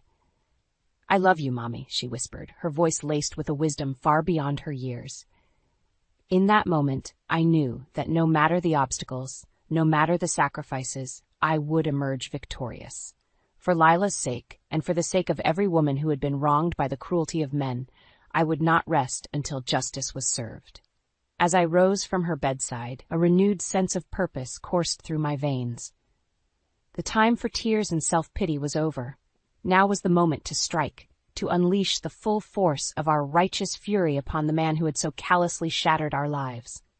Declan's reign of deception was nearing its end, and I would be the one to deliver the final devastating blow that would bring him to his knees. Justice, long denied, would finally be served. The weight of the evidence against Declan was staggering, a damning mosaic of lies and infidelity that threatened to unravel the very foundation of his carefully constructed charade. Yet, as the day of reckoning approached, a sense of trepidation gnawed at the edges of my resolve. "He's not going to go down without a fight," Vincent warned, his brow furrowed with concern. "Declan's got deep pockets and a nasty vindictive streak. Brace yourself for an all-out assault." His words proved prophetic. In the days leading up to the hearing, a torrent of allegations and character assassinations flooded the media, each more vicious than the last. Sources close to the family described Marielle Turner as an unfit mother with a history of promiscuity and substance abuse. One lurid headline screamed. I recoiled in disgust, my hands trembling, as I read the litany of falsehoods and half-truths that had been woven into a nightmarish tapestry of lies. "Don't let it get to you," Tara urged, her voice a steadying force amidst the storm. "They're just trying to rattle you." Yet, as the days ticked by, the onslaught intensified, each salvo more devastating than the last. Strangers would hurl insults as I passed on the street, their words cutting deeper than any knife. "Whore! Baby killer! Declan was too good for trash like you!" The venom seeped into my pores, poisoning my mind with doubt and self-loathing. There were moments when the thought of surrender, of simply retreating into the shadows and letting Declan claim his hollow victory, seemed like a merciful release. But then, I would look into Lila's eyes, those pools of innocence that had been forever tainted by the cruelty of the world, and my resolve would harden once more. "I won't let him win, baby," cradling her against me. "Mommy's going to make everything right again." The night before the hearing, as I lay awake in the silence of our modest apartment, a sense of clarity washed over me. This was more than just a battle for custody or vindication. It was a war, a clash of ideologies that would reverberate far beyond the confines of our fractured lives. Declan embodied the worst aspects of patriarchal arrogance, the belief that wealth and status granted him the right to lie, cheat, and discard those who dared to challenge his authority. His actions were a poisonous manifestation of the toxic masculinity that had subjugated women for centuries, reducing us to mere chattels to be used and discarded at a man's whim. But I was the embodiment of a new order, a defiant spirit that refused to be cowed or silenced. In that moment, I understood that my battle transcended the personal. It was a clarion call for every woman who had been wronged, a beacon of hope that justice could prevail even in the darkest of times. As the first rays of dawn crept through the curtains, I rose from the bed, my eyes burning with resolve. The time for doubt and self-pity was over. The hour of reckoning had arrived. With Lila's hand clasped tightly in mine, I stepped out into the world, ready to face the storm that awaited us. Declan's reign of terror was about to end, and I would be the one to deliver the killing blow that would topple his empire of lies. This was more than just a courtroom battle. It was a war for the very soul of our society, a fight to exorcise the demons of misogyny and oppression that had festered for far too long. And I, armed with the truth and fueled by a mother's love, would be the avenging angel that rained judgment upon those who dared to subjugate and abuse. The time for justice had come, and I would not rest until the scales were balanced once more. The air in the courtroom was thick with tension, each side bristling with barely contained hostility. Declan, impeccably groomed and flanked by his high-priced legal team, glowered at me from across the aisle, his eyes burning with contempt. As the proceedings commenced, his lawyers launched into a blistering assault, painting me as a morally bankrupt adulteress unfit for motherhood. Their words lashed like whips, each allegation more sordid than the last.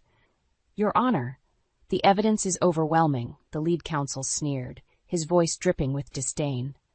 "Mrs. Turner's promiscuity and utter disregard for the sanctity of marriage have irreparably damaged this family."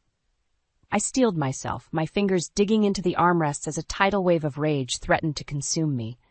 But then Vincent rose to his feet, his eyes glinting with a predatory gleam. "Your Honor, the defense's claims are nothing more than a smokescreen, a desperate attempt to conceal the truth about Mr. Turner's own egregious transgressions." With a deft flick of his wrist, he produced a sheaf of documents, slamming them onto the evidence table with a resounding thud.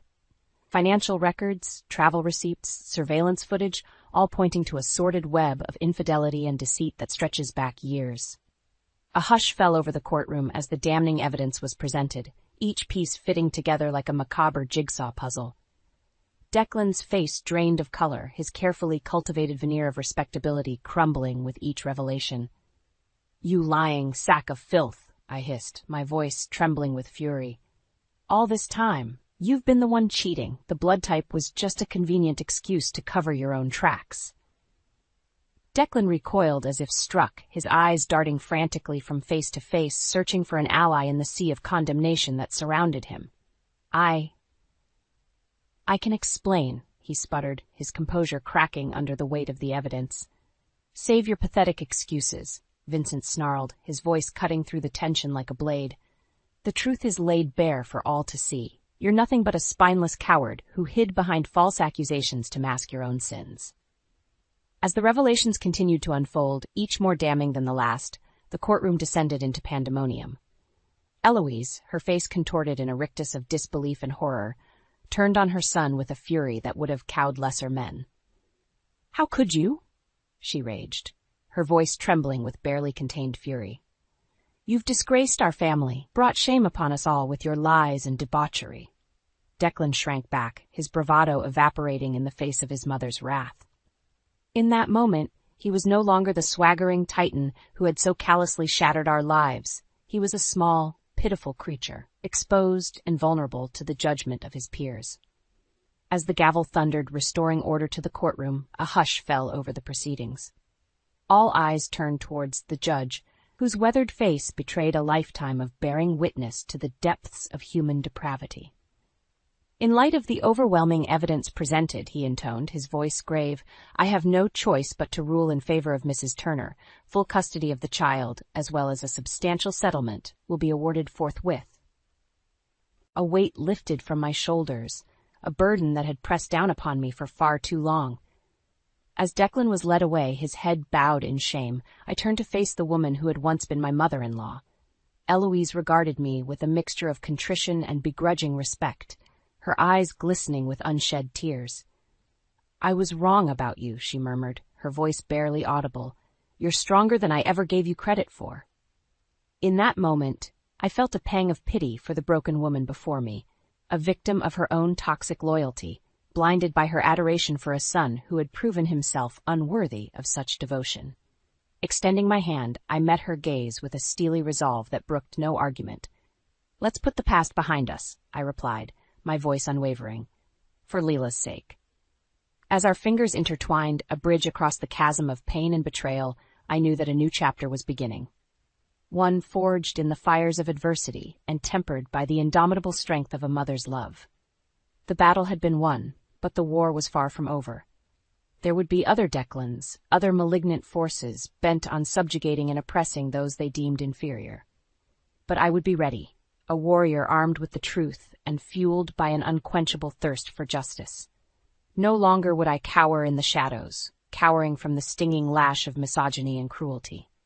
No, from this day forward, I would stand tall and defiant, a beacon of hope for all those who had been wronged, a living embodiment of the indomitable spirit that refused to be broken. The reckoning had come, and I had emerged victorious, battered, perhaps, but unbroken and emboldened for the battles yet to come. In the aftermath of the courtroom battle, a surreal calm settled over our lives. Declan, disgraced and humiliated, had retreated into the shadows, his once formidable presence reduced to a mere specter haunting the fringes of our existence. The financial settlement, though substantial, felt like a hollow victory, a paltry compensation for the anguish and betrayal we had endured. Yet, as the dust settled and the harsh glare of public scrutiny faded, a new reality began to take shape. Eloise, her carefully constructed worldview shattered by the revelations of her son's duplicity, found herself adrift in a sea of uncertainty.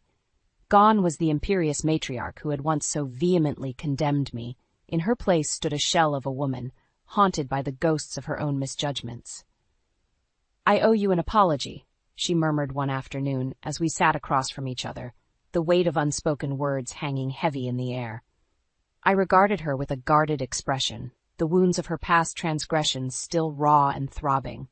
"For too long, I allowed my own prejudices to blind me to the truth," she continued, her voice tinged with regret. "I failed you, and more importantly, I failed Lila." A part of me yearned to unleash the torrent of pent-up fury that had festered for so long, to lash out and inflict upon her a fraction of the pain she had so callously inflicted upon us. But as I gazed into her haunted eyes, I saw not the imperious shrew who had once reveled in our suffering, but a broken woman, a victim of her own misguided loyalties and toxic ideologies. In that moment, a profound truth crystallized within me. Harboring hatred and resentment would only perpetuate the cycle of pain and oppression that had nearly destroyed us. "We've all made mistakes," I replied, my voice measured and even. "What matters now is how we move forward, as a family, for Lila's sake." Eloise's shoulders sagged, a tremulous sigh escaping her lips as a flicker of relief passed across her features. "Thank you," she whispered, her eyes glistening with unshed tears. "You've shown more grace and compassion than I ever deserved." As the weeks bled into months, a fragile truce took root between us. The path towards true reconciliation would be long and arduous, paved with the shattered remnants of our fractured trust. Yet, for Lila's sake, we persevered. Two warriors, battle-scarred and weary, united by a shared commitment to forge a better future for the innocent caught in the crossfire of our conflict. Slowly, tentatively, the walls began to crumble, and glimmers of the family we had once been started to emerge from the rubble of our shattered lives. Lila, ever resilient, took the first steps towards healing the breach, her boundless love and infectious laughter serving as a balm for the wounds that still lingered. "Grandma, come play with us," she would call out, her eyes sparkling with unbridled joy. And Eloise, her defenses worn down by the relentless onslaught of childish innocence, would inevitably acquiesce, setting aside her trepidation and embracing the moment with a cautious tenderness. In those stolen moments, I caught fleeting glimpses of the woman she might have been. A loving matriarch, untainted by the corrosive influence of prejudice and toxic masculinity. As for Declan, his presence lingered like a malignant shadow, a constant reminder of the depths of betrayal we had endured. Yet with each passing day, his hold over us weakened, his once formidable aura of invincibility eroded by the unstoppable march of time and truth. We were survivors, battle-hardened and emboldened by the fires of adversity. The chains of oppression that had once bound us lay shattered at our feet, the shackles of fear and self-doubt cast aside in favor of a newfound strength and resilience. And as I gazed out upon the world that had once seemed so hostile and unforgiving, I felt a surge of hope swell within me, a beacon of promise that illuminated the path ahead.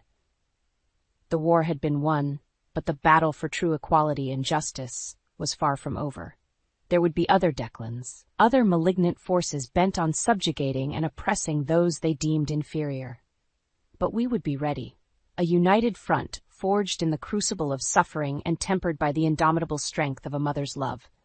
No longer would we cower in the shadows, cowering from the stinging lash of misogyny and cruelty. No, from this day forward, we would stand tall and defiant, beacons of hope for all those who had been wronged. Living embodiments of the indomitable spirit that refused to be broken. The reckoning had come, and we had emerged victorious. Battered, perhaps, but unbroken and emboldened for the battles yet to come. The weight of the past year's tumultuous events seemed to dissipate as I stepped across the threshold of our new home, a cozy two-story nestled in a quiet, tree-lined neighborhood. This was more than just a fresh start. It was a physical embodiment of the hard-won victories that had carried us to this point. "What do you think, baby?" I asked, turning to Lila with a warm smile. Her eyes danced with unbridled delight as she took in the spacious surroundings, her tiny feet pattering across the hardwood floors. "I love it, Mommy," she exclaimed, twirling in a whirlwind of giddy excitement. Watching her, I felt a surge of pride and gratitude wash over me. This was the life she deserved. A sanctuary untainted by the specter of Declan's betrayal, a place where she could blossom and thrive without the weight of our past struggles bearing down upon her.